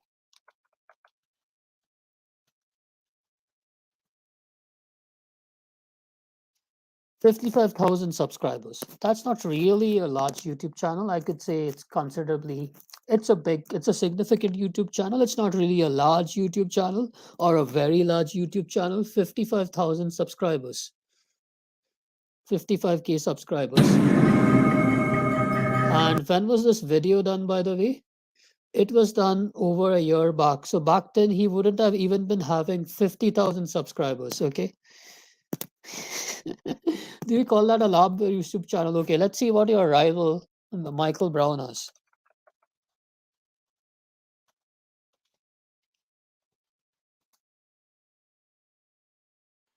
140,000 subscribers. I could say that this is a large YouTube channel, not necessarily a very large YouTube channel, but this is a large YouTube channel. It's got over 100,000 subscribers and almost three times the number of subscribers Tovia Singer has at present. Seriously. And I can tell you for one thing, out of those 55,000 subscribers in Tovia Singer's channel, I'm pretty much sure that at least 50,000 of them will be Abduls. At least 50,000. Tell me, man, how many secular Jews or how many Jews you see in everyday life would even give a damn about apologetics?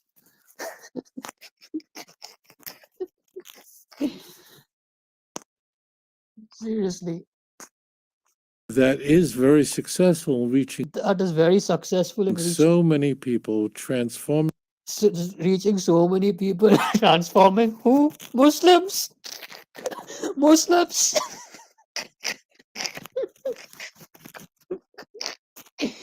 their lives Transforming their lives. because I help them let's go back to the original. Let's go back to the original. Let's go back to the Hebrew. Let's go back to the Arabic. You don't know the Arabic. I'll just roll that back again.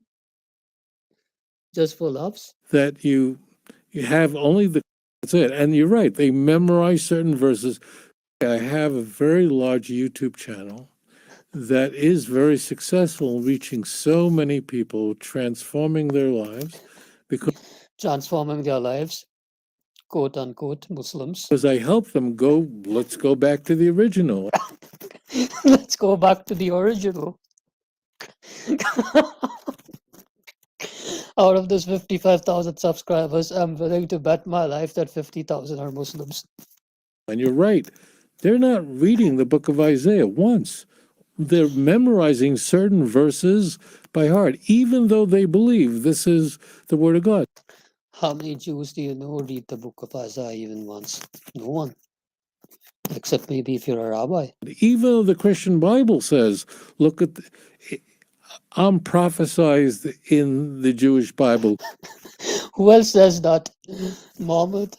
I'm prophesied in the Jewish Bible that Jesus says about himself, and these claims can be validated, but Muhammad says that he's prophesied also in the Jewish Bible.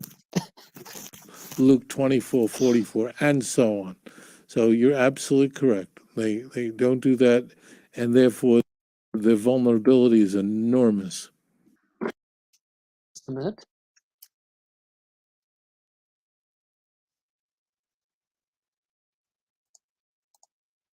Sorry. When I used to be a child, when I used to go to church, When I used to be a child and when I used to go to church, is this guy admitting that he's an ex Christian and he's not really a Christian? Did he just admit that? I thought he was supposed to be a Christian, Hindu nationalist, no, an Indian nationalist Christian. He just admitted something, yeah. When I used to be a child and I used to go to church. I remember the priest telling that you should not read the Bible. Just listen to our sermons and what is taught in the church. But that's the same thing the Jews do. They just listen to their rabbis and what is taught in the church. They listen to their rabbis' commentaries and their exposition of the Talmud. They don't really read the Torah themselves because they are not allowed to. In Hebrew, they'll have to study it under a rabbi. That's how it works, Rabbinic Judaism. Unless if Tovia Singer has become a Karaite Jew. Until the charismatic event came into India, Bible was restricted to the Catholics. The Protestants used to be very what do you call? They used to use the Bible regularly, but the Catholics never used to use it. Since I work on the anti-conversion in project, He works on the anti-conversion projects. You are a Christian and you claim to be a Christian and you're saying that you're working on anti-conversion projects in India. what they do, what the evangelicals carry. I question them, saying that you are converting people, gullible people who can't even read or write. Really, they convert gullible people who can't even read or write? Seriously? Hey guys, Hindus, tell me, how many of you even read your own scriptures in Sanskrit? Few of you even read them even in English, and few of them even know what they are in English. You'll rather ask your priest or your tantric or your sadhu to preside and recite things in Sanskrit, and you wouldn't even know what's going on half the time because you guys don't understand Sanskrit. Seriously. I think they are not educated. It's a far thing to read the Hebrew Bible. So I asked them this question. I said, whoever has converted, has he ever read the Bible once? So what the evangelicals say is this: it's not the knowledge of the Bible that is required; it is the faith. I You know, I I mean, this is, I fall off my chair. And How many Hindus, Mr. quote unquote Jerome, have actually read the complete Ramayana, the complete Gita, the complete Puranas, all the Vedas, just in English? Forget about Sanskrit. Except maybe your priests or scholars, and I doubt whether there's any Hindu living right now who's actually done that. Quit yakking nonsense. Your average Hindu is more ignorant about their own scripture as compared to your average Christian or your average Muslim and your average Jews. I've spoken about this aspect in every possible program in the past. And today, evangelical business is centered in the family. It's within the family. It's the mother, father, brother, sister. So he's again talking about the prosperity gospels where people have just made it as a business.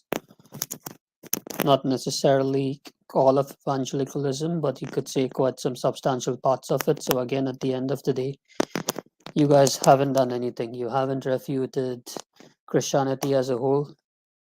You guys haven't refuted Anglicanism. You guys haven't refuted Pentecostals. You guys haven't refuted Catholicism. You guys haven't refuted Orthodox Christianity. Nothing. Seriously, nothing. Husband and wife who run this church enterprise.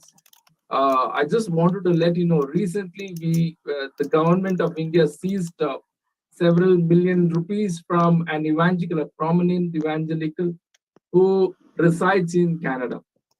Now, what kind of stupid stories are these? Okay, now I'll just be equally be consistent. I'll just be equally be consistent. Today, all the evangelicals have moved to the US. In the West, they're all sitting in the US and the West, and then they remotely control the churches in it. Okay, now my turn.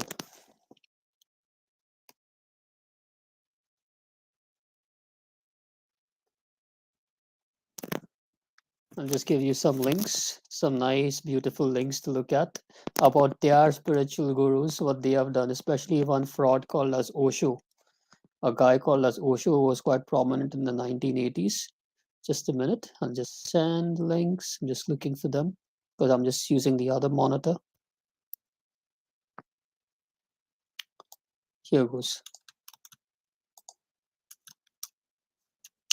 He's sending the links one by one. Here's the second one.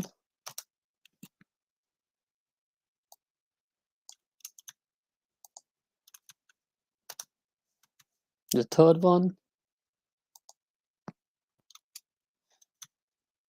Here's the fourth one.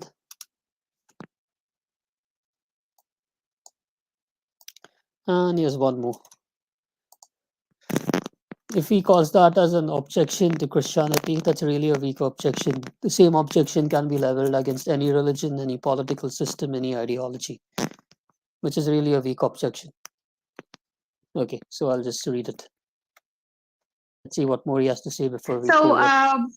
whatever Jerome said just now about the scenario in India, evangelicals hoarding tons of boatloads of money, actually truckloads of monies, and then moving away to greener pastures to settle there and remotely control their finances, their Hey, isn't your master Rajiv Malhotra doing the same thing? Aren't you doing the same thing as well, sitting in the USA, Esther Dhanraj? Huh? Seriously? Speak for yourself. Your master Rajiv Malhotra, you guys are doing the exact same thing. You are sitting there in the US. You're instigating Christian uh, persecution, especially in the rural areas in India, with your false agenda, with your propaganda over here. If you're talking so much about hating colonialism and Christianity and things like that, why are you living in the West? You shouldn't be living in the West. Go back to India. income that's coming from Indian churches. So, what kind of monies do evangelicals earn? Okay, now I'll just go through some fun time. So this is this guy called as Osho, called as Bhagwan Shri Rajneesh. I'll just increase the screen size. He was a spiritual guru in the 1980s. And you know this other guy called as Sadguru or Sadguru. Probably you could have seen that guy's face. He's kind of modeled himself a lot after his look. This other fraud. This other fraud, Sadguru. He's another fraud, by the way, with millions of fans. He also yaks nonsense.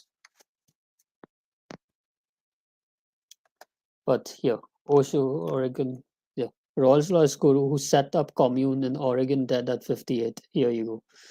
New Delhi, Bhagwan Shri Rajneesh. Now, Bhagwan literally means God. It just means God, by the way, God or Lord in Hindi, Sanskrit. Shri Rajneesh, the Rolls-Royce guru. Rolls-Royce, by the way, he died at the age of 58. Rajneesh, who claimed 500,000 followers worldwide, suffered heart failure, according to the spokesperson at Rajneesh's commune in Pune. Okay, so this is what he used to call himself. He used the Hindu honorific of Bhagwan, meaning God. Let me just increase it a bit more for the sake of the mobile users. Okay. And he used the Hindu honorific of Bhagwan, meaning God, that Rajneesh, aka Osho, adopted after he began lecturing on meditation in India in the 1960s. Osho is a Buddhist term that means on whom the heavens shower flowers. Here, another false prophet. In 1981, Rajneesh brought his teachings of free sex and materialism to the scrubby hills near Antelope Ore, drawing thousands of slavish disciples whose reward was the guru's daily drive-by in one of his 93 Rolls Royces, many painted psychedelic colors and some decorated with peacocks and lacy curtains. To nearby residents, the commune known as Rajneeshpuram was a monstrous intrusion. So he had kind of set up a cult-like community. It was known as Rajneeshpuram, and he had actually made it into a city. Okay. and the people saw this as a monstrosity. He actually tried to poison the town, and he actually tried to have politicians like the mayor in that area assassinated, by the way. I don't think I ever wished anybody dead, but I wished many times that he would go back to where he belongs. Rajneesh also enriched people in Pune, where he settled after being expelled from the United States in 1985 as part of a plea bargain agreement on immigration fraud charges. Okay.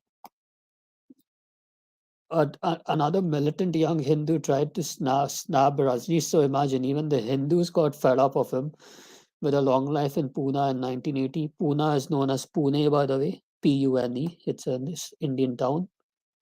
But the case was dropped when Rajneesh refused to testify in court. Thank God he is dead. He was a living nuisance.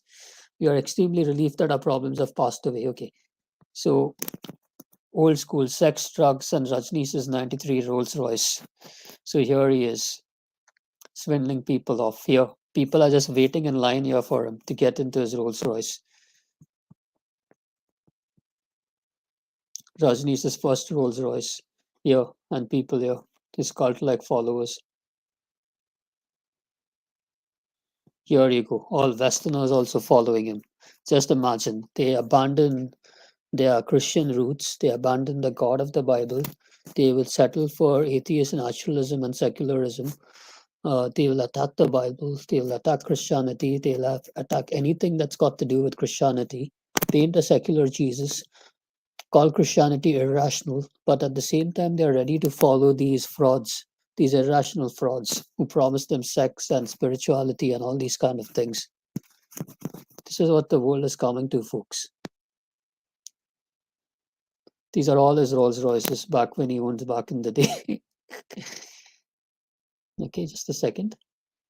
Use sex and promiscuity to keep his cult loyal only to him. Yeah, another cultist like Muhammad, or say even the guy who started the cult of LDS, Latter day Saints, Mormonism. Here, doesn't he look like Sadhguru's predecessor? He certainly does. Attempts to enforce sexual participation at the Pune ashram did not always stop at psychological pressure. Sometimes it allegedly extended to the use of violence. Yeah, there you go. So come on, man. You're talking about evangelical preachers taking money and doing all these things. But come on, look at you guys. Let's just be consistent over here.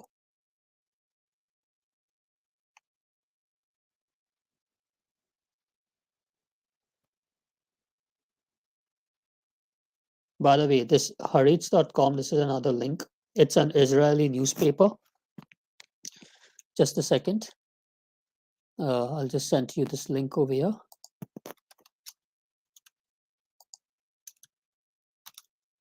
So what's this article about? It's saying, why is India's government celebrating an anti-Semitic pro-genocide Hitler devotee? Okay. So it's talking about the founder of the Hindu nationalist movement. I mean, this guy's not the founder, but he's one of the key guys. The founder was actually Veer Savarkar. Both of these guys supported anti-Semitism. They liked Hitler for his ideals, for you could say persecuting the Jews and the atrocities committed to the Jews and things like that. And so they said, like Hitler, who's being a strong nationalist for his country, we the Hindus should be doing the same and getting the Brits out of here, getting the Muslims out of here, getting the Christians out of here, and keep India as a Hindu nationalist country. And fortunately for these guys, the ruling party today is a Hindu right-wing party, aided by the Alakis and the Rashtriya Samaj Sangh, that is the RSS. And Esther Dhanraj and all these lackeys you see here, like that Jerome, they are all linked with the RSS. And this is an Israeli newspaper criticizing the Indian government for celebrating this guy. And here we see a rabbi, a Jewish rabbi, consorting with these very same people. Seriously, man, just to attack Christianity, banding together to attack Christianity. I just don't get it. This is nothing but demonic influence. There's no rationality over here. Nothing as such. In Israel, is money the motivation for their conversions of Jews, or is it something else? It's something else. It's a very good question. So in Israel, it's completely different than India. There is no money that evangelicals hope to gain from people in Israel. None, zero. They leave with empty suitcases. All the money that is used to evangelize Jews in the land of Israel comes from North America. It's the opposite direction. They come with full suitcases, and Okay, he has a point over here. To be honest, Tovia Singer has a point over here. they leave with empty suitcases. Evangelical Christians are pouring money in from South Korea, China. Evangelical, now over here, this statement of his is dubious. Evangelical Christians are pouring money in from South Korea. Okay, fine. From China, really? China, a communist country. Christians are being persecuted over there, man. Christians are mostly hiding underground. They're not allowed to practice their faith, and you're saying that they're pouring money from China. That's a really dubious statement. I mean, it could be looked into. There could be some truth, or he could again be yakking a lie, as he always was throughout the video. North America, and so on. And they're devoted to converting the Jews to Christianity and not for economic reasons. Well, the Jews in Israel are not really Jews. It could just be that 30% who follow ultra Orthodox rabbinic Judaism. The remaining 60 or 70% are mostly secular or just cultural Jews who just follow Jewish customs and are not really religious. But rather, they're here because they believe there are three reasons essentially. Number one, they believe that the Jews play an integral role in Jesus' second coming. They believe, based on a passage in Matthew 23. It's not just Matthew 23, there are heaps of other passages wherein, like, even Paul says in Romans again that Jesus will come when that the Jews will convert when the number of Gentiles has been fulfilled. But it's also necessary for us to preach the gospel to all nations first. Okay. That Jesus can't make his second coming unless the Jews are first converted to Christianity. They believe that only the mass conversion of the Jews to Christianity could enable Jesus' return. They don't believe that about people in India. It doesn't make a difference how many people in India, in the villages, all throughout Europe. It's a very large country. It doesn't make a difference. What kind of difference are you making to in your own country? Atheism, wokeism, secularism, it's dominating your country. Why are you scared of Christians so much? Don't bring Jesus' second coming. It has to be the conversion of the Jews because of what it says at the end of Matthew 23. I will not return unless you, and the you here is the Jews, say, blessed is he that comes in the name of the Lord. So they, number one, want to convert the Jews to bring the second coming of Jesus. There is no money for them here. Yeah, Tovia is a US citizen, by the way. And he's not a native Hebrew speaker. He just learned Hebrew as an academic discipline. There have been people from One for Jesus ministry, the Messianic Jewish ministry in Israel, who are native Israelis and native speakers who have challenged him to debates. No response from Tovia Singer. They will destroy him. The only catch is, there is a caveat, and that is they cannot raise money in North America and South Korea in the East unless they're involved in converting Jews. So evangelical Christians around the world will pour millions of dollars, enormous amounts of money into the missions here in Israel to evangelize. I don't know how much of it is true, how much of it is false, but he has a point over here. There's a lot of evangelicals for Israel, which really shouldn't be the case, to be really honest. Not necessarily for conversions, because Israel is a secular country, they are in sin. At the end of the day, they are still in sin, and God might rain down judgment on them if they don't repent. Evangelize the Jews who live here in the Holy Land, but they do not anticipate to take money from Jews here. They have no interest in that at all. They get their money from Christians abroad who sponsor this kind of effort. There is also, in addition, the New Testament says that you should go to the Jew first and then to the Greek. Romans chapter 1, verse 16. Paul says that. And He's just behaving like a Bible pervert. Romans chapter 1, verse 16. So what? To quit quoting it out of context, I quoted Romans 11, which is later on, where the greater context of the thing earlier on in the video, to refute another claim of yours. You're just being a Bible pervert, taking the Bible out of context again. Pretty much like what Muslims would do. And Matthew says that in chapter 10. Don't go to the Gentiles, go only to the lost sheep of the house of Israel. They were supposed to go to the lost sheep of the house of Israel, but that is when Jesus sends out his disciples to have miracles to those towns and stuff and come back, where he sends out the 70 and he sends out the 12. That is in Luke as well.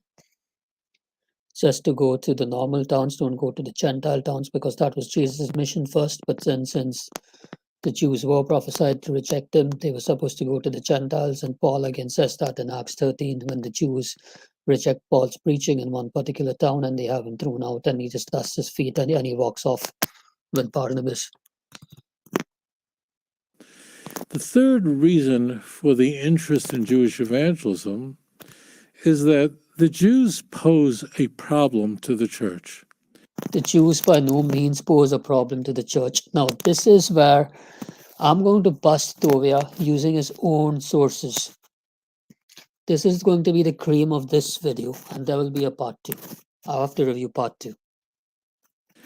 The fact that the Jewish people, of all people in the world, reject the claims of Christianity is very problematic for the church, always has been. And it's an issue that comes up in the Christian canon itself. Now listen to how carefully he says. Listen to, what he's saying very carefully. Because the Jews are the only people who are waiting for the Messiah. The idea of a Messiah is uniquely Jewish. No other nation had an idea of a Messiah that would come. The word Christ meant nothing to the Greeks prior to the advent of Christianity. The Jews are the only people that can read the Bible in its original. Not all Jews, only the rabbis. That's about it. Not the only people. You speak to 90% of Jews now, they can't read the Bible in its original, except if they have done a bit of bar mitzvah classes and they leave it at the age of 12 and goodbye tata. That's nothing different from your Catholics or whatever, some of our apostolic Christians having classes for First Holy Communion and confirmation and then leaving it. It's just about the same, and yet not, grasping the faith much. He's just talking nonsense here. Language. And they're the only ones who are waiting for the coming of the Messiah. The Jews have a reputation of being a smart people. They have smart people. Now listen to this part. Whether people like us or don't like us, people usually think of the Jews as being a pretty smart group. So here you have a group that has a reputation for their intelligence. Now listen to his claim. Of people who know their Bible.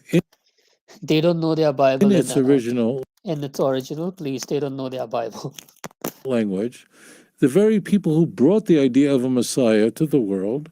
The only people who read their Bible. And the only people who read their Bible? What are you smoking, man? It's only your rabbis who read your Tanakh and interpret it authoritatively. So that's your authority. If you're talking about Rabbinic Judaism, if you're talking about Karaite Judaism, are you being a Karaite, Tovia? Are you being a heretic? If you're talking about Karaite Judaism, Karaite, it's over there only the Jews can interpret the Torah if they read it by themselves and come to their own conclusion. It's like their version of sola scriptura. Okay. People who were waiting for the Messiah and lived here in Israel. Who was here in Israel 2,000 years ago when Jesus lived? Who was here? Were the Eskimos here? No, no. Were there Native American Indians here? No, no, they weren't here. Who was here in the land of Israel? Jews. We met him. We met Jesus. And we concluded that he's not the Messiah. He concluded he's not the Messiah. Not all Jews. The Jews who believed in him became the first Christians. That is the worst nightmare for the church, because here you have the very people that were waiting for the Messiah, could read their Bible, and met who they claimed to be the Messiah, and we really, really could have used the Messiah 2,000 years ago. It would have been terrific, because Messiah means the end of the Roman Empire and a new life of freedom and liberation. And therefore, listen very carefully, is only the conversion of a Jew to Christianity that can lend any credibility to the church. Thanks for making our case, man. Who are Jesus' first disciples? They were Jews. Who was Paul? Paul was an extremist Jew who wanted Christians dead, and he converted to Christianity. Even secular scholars agree that Paul actually converted to Christianity and he was persecuting Christians. So thank you for making our case, Tovia. I applaud you for telling the truth. Not the conversion of a peasant in India. Yeah, but the first Christians were Jews. Thanks for making our case. Jesus appeared to at least 500 people after the resurrection, according to Paul in 1 Corinthians 15. That doesn't mean anything. It lends no credibility to the church. But the No credibility to the church.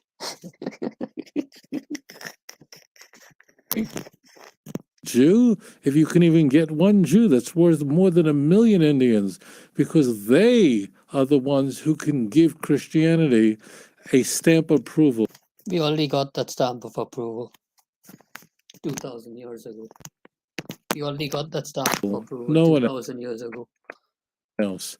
And that's why they're here. So what is going on here in Israel is strikingly different than it was going on in India. So he's saying that if it was the Messiah, they would have known it was not Jesus. We came to the conclusion because we are smart people. Now, let me come to this part. This is going to be the fun part.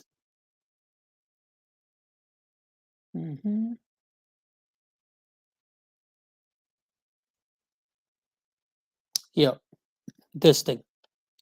I'm going to give you guys another link.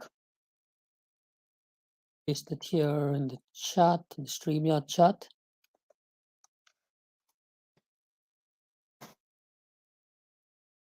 Open that link up. And now I'm going to start this decimation. This is a Jewish website, guys. This is a Jewish website, by the way. It's not a Christian website. Messianic figure Simeon Bar Kokhba led the Jews in a failed revolt against the Roman rules. Yep, that's what I'm showing. That's what I'm showing. Deus Imperator. Now here it is. And when did this revolt happen? This revolt happened around 132 AD. Jews declared this man as the Messiah, i.e. 100 years after Jesus's resurrection. He said the Jews would have known if they got, and this is what happened. Now, the debacle of the first revolt against Rome was followed by a period of relative calm. Yet during the years of rule by the autonomous Hittite patriarchs and the leaders of the Tannaitic academics, problems were brewing both inside and outside the land of Israel. These developments took place despite the separation of Judea from the province of Syria. Okay, I'll just come to the meat. Messianic yearnings. It was not until the reign of the Emperor Trajan, 98 to 117 CE, that is AD, that that the problems came to the surface in 115 to 117 AD, while, or I could say Christian era, while Trajan was occupied, not Common Era, in Mesopotamia. Jews throughout the diaspora rose up against their non-Jewish neighbors in a violent confrontation. There you go. Before long pitched wars were being fought in Egypt, the Jews of Cyrene, Simon of Cyrene in North Africa, was said to have massacred their neighbors. Here, the Jews were revolting against the Gentiles. Similar disturbances followed in Cyprus and Mesopotamia. So all these revolts coming together of the Jews to overthrow Roman rule signaled the coming of a so-called Messiah for them. Okay, so these tensions were brewing about 80 to 90 years after the time of Christ. What is especially significant in these disturbances is the evidence that they were fueled by the very same messianic yearnings that had helped to fan the flames of the Great Revolt and would soon lead to the Bar Kokhba revolt, Bar Kokhba revolt, Simon Bar Kokhba, Simon son of Kokhba. To be sure, other social, economic, and political causes were at work, especially a general decline in relations between Jews and their neighbors in the Hellenistic world, that is the Gentile world.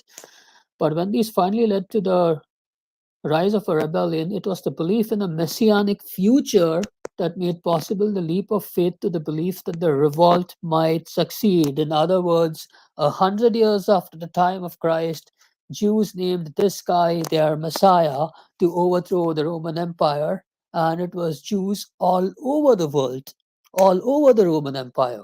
Just imagine, they rejected Jesus, and that was Tovia Singer just ranting in the video that Jews are smart people. We came to the conclusion Jesus wasn't the Messiah. So if we had the Messiah, we would have known. Yeah, they would have known. So this is what happened. And this revolt got crushed by the Romans. And you know what happened over here? This is when, during this revolt, they asked the Jews who were followers of Christ, that is back then, since back then we had the Gentile believers and we had the Jews who were followers of Christ, the first Christians.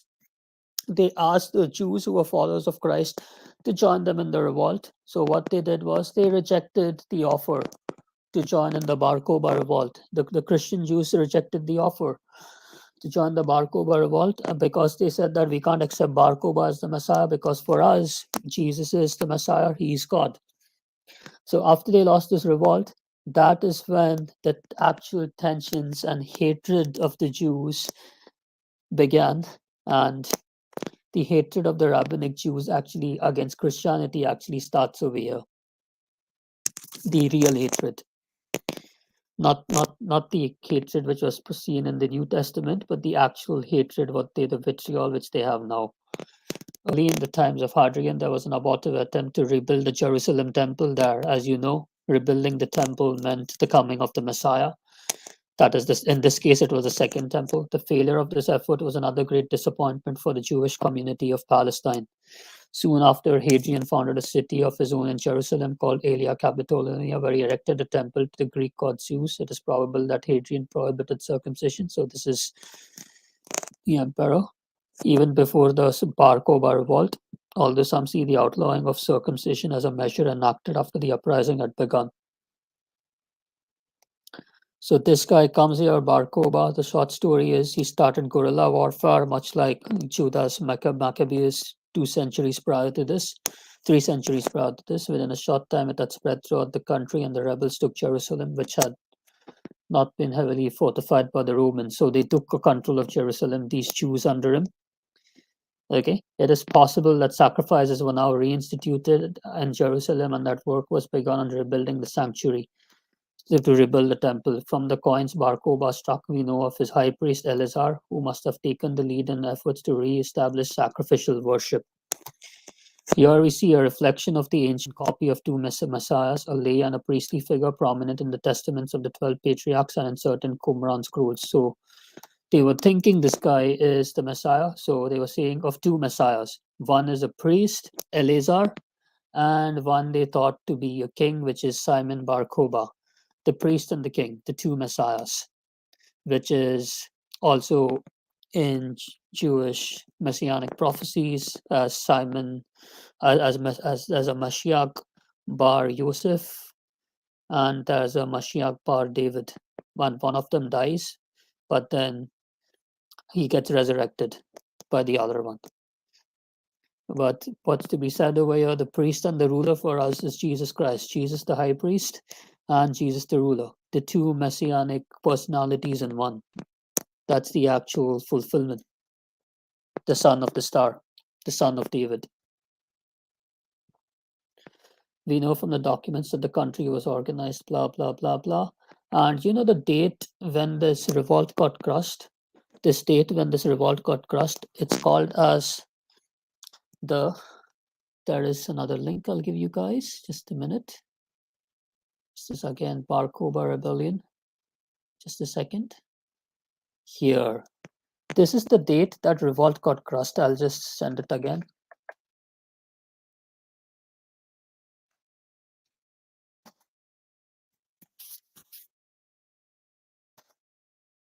Okay. So it's called as the 9th of Av.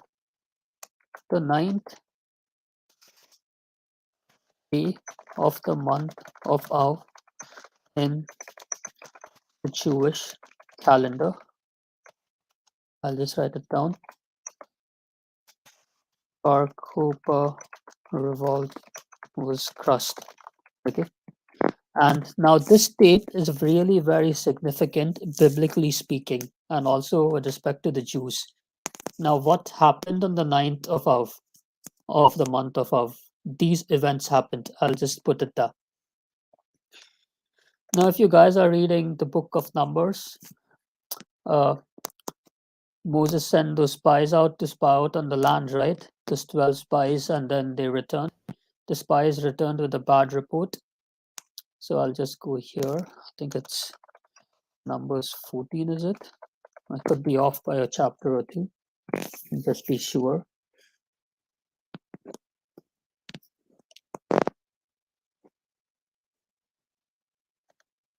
Yeah, here you go.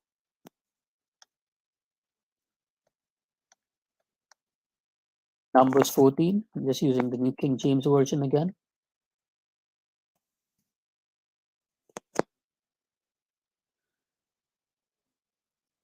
Okay, it's Numbers 13 actually.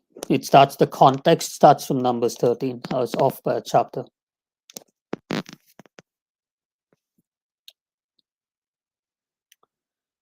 The spies are sent into the land of Canaan. So actually Moses had sent 12 spies to spy the promised land. Out of them was a successor, Joshua, and another guy from the tribe of Judah called as Caleb, but he sent 12 spies, one from each tribe of Israel. So what happened after they came back? And Moses called Hoshea, the son of Nun, as Joshua, that is Joshua, his successor. Then Moses sent them to spy out the land of Canaan and said to them, I'm reading from verse 17 from chapter 13. Okay. Go up into the way into the south and go up the mountains and see what the land is like. That is their promised land, whether the people who dwell in it are strong or weak, few or many, whether the land they dwell is it good or bad, whether the cities they inhabit are like camps or strongholds, whether the land is rich or poor, and whether there are forests that are not, be of good courage and bring some of the fruit of the land. Now the time was the season of the first ripe grapes. So these spies went up and spied out the land from the wilderness as far as Rehob near the entrance of Hamath. And when they came back, I'll just say that they came back. The place was called the Land of Eshcol because, okay. And they returned, I'm just skipping over to verse 25. And they returned from spying out the land after 40 days. Okay, 40 days. They spent 40 days spying out that land. Okay, so the two good guys were Joshua and Caleb. Okay. Now they departed and came back to Moses and Aaron and all the congregation of the children of Israel in the wilderness of Paran at Kadesh. They brought back word to them. So these spies returned and they brought the fruit of the land. They picked some fruits which they found in the land, okay, as Moses had commanded them to. They told him, we went to the land where you sent us. It truly flows with milk and honey, and this is its fruit. Okay. Nevertheless, now this is the positive thing they're saying, but now this is the negative thing, the bad report. Nevertheless, the people who dwell in the land are strong, the cities are fortified and very large. Moreover, we saw the descendants of Anakdar, that is the Anakim, the giants. The Amalekites dwell in the land of the south, the Hittites, the Jebusites. So they're talking about the enemies in the land, and then this just destroyed the morale of the people, saying that they dwell by the sea and along the banks of the Jordan. But then Caleb quieted the people before Moses and said, "Let us go up at once and take possession, for we are able to overcome it." So Caleb showed faith over here, like how God made them overcome the Egyptians. The same kind of faith Caleb was demonstrating over here. But the men who had gone up with him said, "We are not able to go up against the people, for they are stronger than we." So, what these men, the other 10 spies, did, they instigated a bad report and they ended up causing a rebellion among the people. And they gave the children of Israel a bad report to the land which they had spied out, saying, "The land though which we have gone as spies is a land that devours its inhabitants, and all the people whom we saw in it are men of great stature. There we saw the giants, the descendants of Anak came from the giants, and we were like grasshoppers in our sight, and so we were in their sight." See the negative report, and this makes the people rebel and be contentious, and then God brings their anger down, so they get punished. You guys spent 40 days in the land spying it out, so now you guys are going 40 days in exile. I mean, 40 days, 40 years in the desert. So all the congregation lifted up their voices and cries and Moses, and they started complaining. And then they said, "See, now they're rebelling. So let us." So they said to one another, "Let us select a leader and go back to Egypt, go back to the filth." Then Moses and Aaron fell on their faces before all the assembly of the congregation of the children of Israel. But Joshua and Caleb, who were among those who had spied out the land, tore their coats, and they spoke to the congregation of the children of saying, "The land we passed through to spy out is an exceedingly good land." See, they are strengthening their brethren. If the Lord delights in us, then he'll bring us into this land and give it to us, a land which flows with milk and honey. Only do not rebel against the Lord, nor fear the people of the land, for they are our bread. Their protection has departed from them, and the Lord is with us. Do not fear them. And all the congregation said to stone them with stones. See, now the glory of the Lord appeared in the tabernacle of the meeting before all the children of Israel. So the Lord appeared. And then what happened to them? The people who rebelled, there was a fight, a big fight over here. God brought judgment on them, and they had to wander 40 years in the desert. So, coming back to the point, the spies returned with a bad report. When did this happen? According to the Jewish calendar, on the ninth day, 9th of Av. Okay, so it's a day of fasting and mourning on the ninth day of commemoration, commemorating the destructions of the first and the second temple. Just imagine. This was a day where God brought judgment, and both temples were destroyed also on the same day, the first temple as well as the second temple. The destruction of the first temple is recorded in the Bible. The destruction of the second temple isn't, but it's there in Jewish traditions. The battle at Bethar was lost. So this is the Simon Bar Kokhba rebellion, which I talked about, which took place 100 years after the time of Christ, where they elected their false Messiah to take down the Roman Empire, and it was lost. He was killed. Then the Romans did this. The Jews were expelled from England. The Jews were banished from Spain, and both world wars began on the same day. And who were affected due to both the world wars? Again, the Jews. So just imagine all these bad things happened to the Jews. The wrath of God was upon them on this day. And they have chronicled this. And this site is Chabad.org, people. Chabad.org, by the way. Chabad or Chabad.org, however you want to pronounce it. It's again a website which is written by the rabbis. Just imagine, look at the admissions they are making, yet they can't see. So much of blindness. One more thing about why covenantal Judaism. I'm not talking about rabbinic Judaism, covenantal Judaism. That is the covenant which was revealed to the Jews at Mount Sinai had become void. Now, the next source I'll be looking to is the Talmud. The Talmud. Of all the places, I'm going to the Talmud. Okay. just to, because the Talmud shoots them in their foot. It really shoots them in their foot. So I'll just drop the link. Give me a minute. Yep.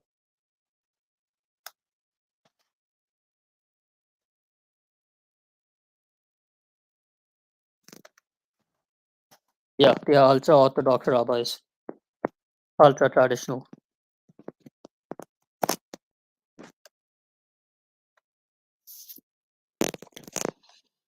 And I'd like to thank this guy, Brother Deus Parataya, for sharing me some of this material concerning the Talmud. He's a Catholic Jew, by the way.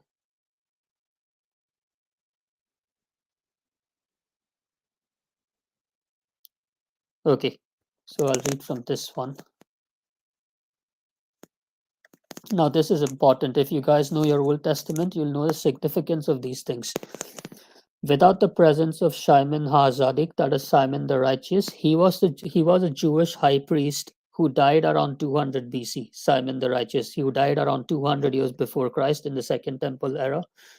Among them, the Jewish people were no longer worthy of the many miracles that had occurred during his lifetime. So, actually, 7 miracles had occurred during this lifetime. Okay, for this reason, following his death, his brethren, the priests, refrained from blessing the Jewish people with the explicit name of God and the priestly blessing.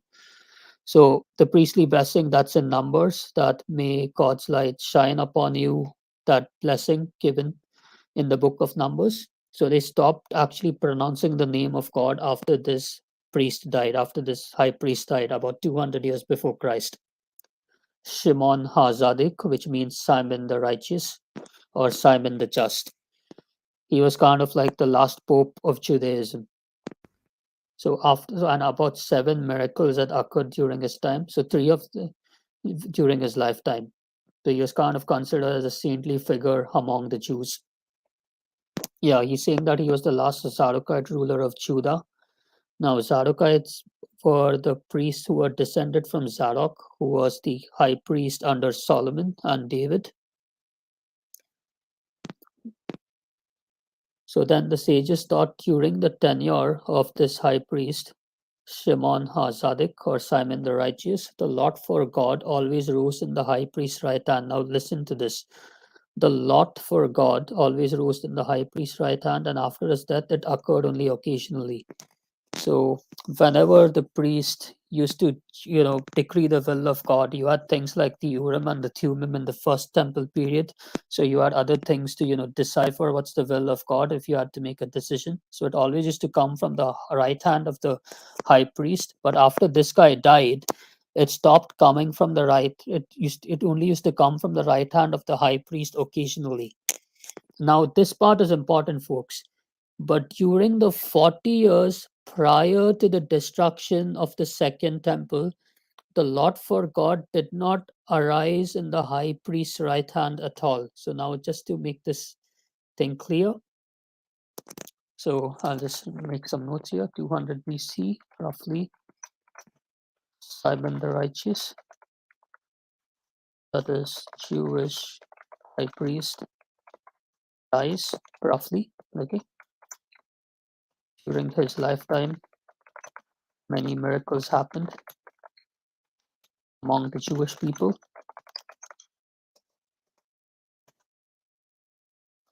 One more thing, after his death, the Jews stopped pronouncing God's divine name.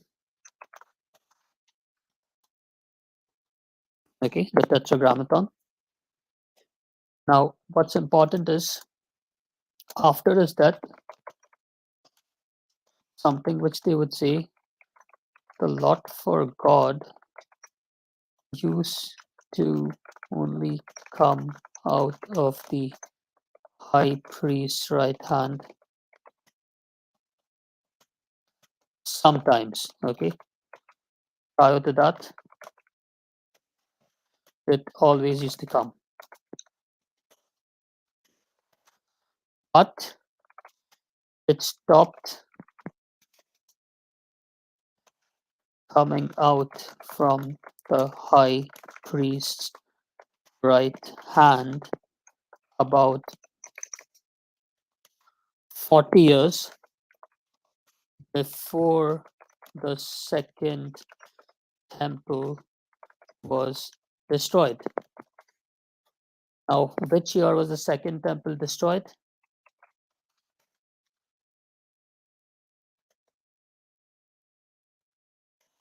In 70 80. 70 80. Roughly 70 minus 40. What's the answer? 30 80. What happened around 30 80? Anyone know? Anyone in the chat? What happened in 30 80?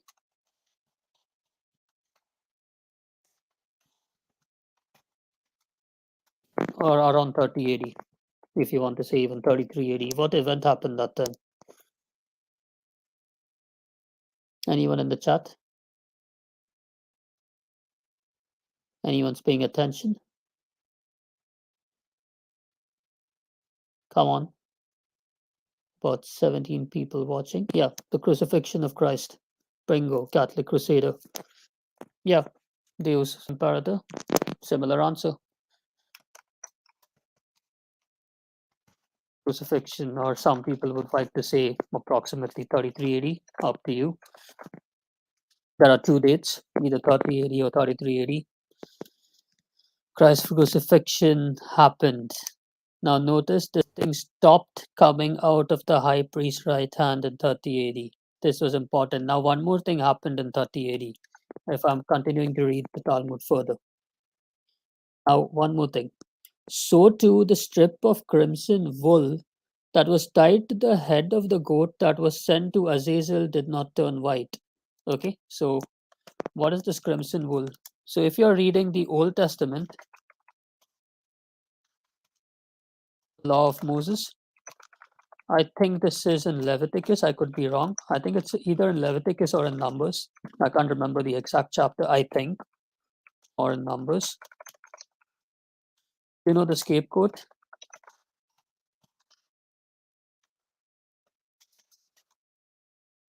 Which was sent to the desert by the high priest to the desert demon, Azazel. Okay, so the goat carried the sins of the nation of Israel. Okay, the goat carried the sins of the nations of Israel. And now what the Talmud says is, the Talmud is saying they used to tie a red cloth on this goat and send it to the desert. Okay, now this cloth used to turn white, meaning the nation's sins were forgiven.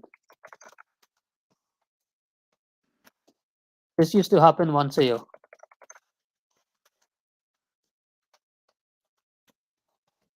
If I'm not wrong. So this thing used to happen once a year. This cloth used to turn white, and it's there in the Old Testament, except this bit, it's in the Talmud. They just want to, explain what used to go on. So meaning God accepted the sacrifice of the goat and forgave people's sins.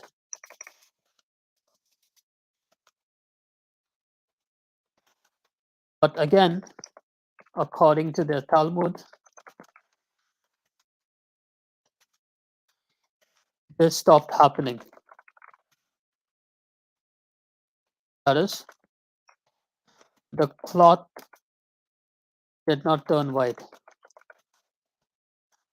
which meant God rejected their sacrifice and did not forgive the sins of the nation by this means anymore. Okay, Why? Because the ultimate sacrifice was Christ already made. A new covenant had begun. This covenant was void, rejected. Now, one more thing happened, by the way. See, the Talmud's making another admission. And the westernmost lamp of the candelabrum did not burn continually. Now, this thing is actually, yeah, that's the Day of Atonement. Like, that's what used to happen, and the Talmud just added a commentary over here. But this thing happening, like the strip of crimson wool that was tied to the head of the goat, did not turn white. So it used to turn white if the sins were forgiven. That is, the sacrifice was this, but it stopped turning white. It still used to remain crimson. That means the sins were no longer being forgiven 40 years before the temple got destroyed. Same thing here. Uh, this candelabrum also did not burn continually. So what was that? So this, they had a lamp in the temple which used to burn continually to signal the presence of God in the temple, in the Jewish temple. Okay, and they rarely used to refill the oil. Okay, but as of 30 AD, this oil used to go out from the lamp more frequently, but they had to end up frequently, that they had to end up, say, frequently filling it.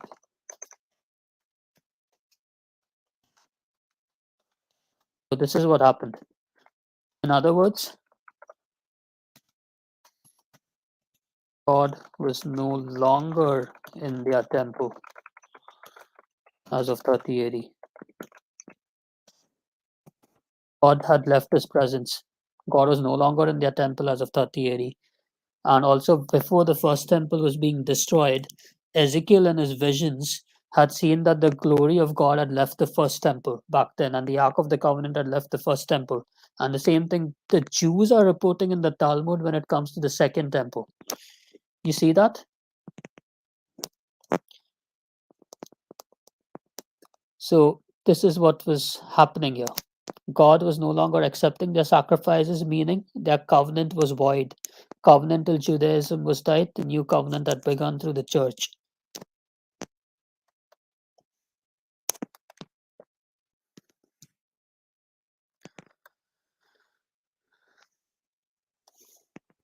So there you go. I'll have to do part two, and part two I'll be going more deeper, Lord willing, sometime maybe next week or the week after. So, guys, thanks for watching. Feel free to share, subscribe, rewatch, and please keep me in prayers because tomorrow, Lord willing, I'm going to expose that fraud Canadian quote unquote Catholic. Number one, he shouldn't be doing apologetics. I'll just show how pathetic he is. And number two, this guy's a degenerate and he's mentally ill. I don't know what's up with him. Okay, please keep me in prayers, guys. Thank you so much for watching. God bless you all. Take care.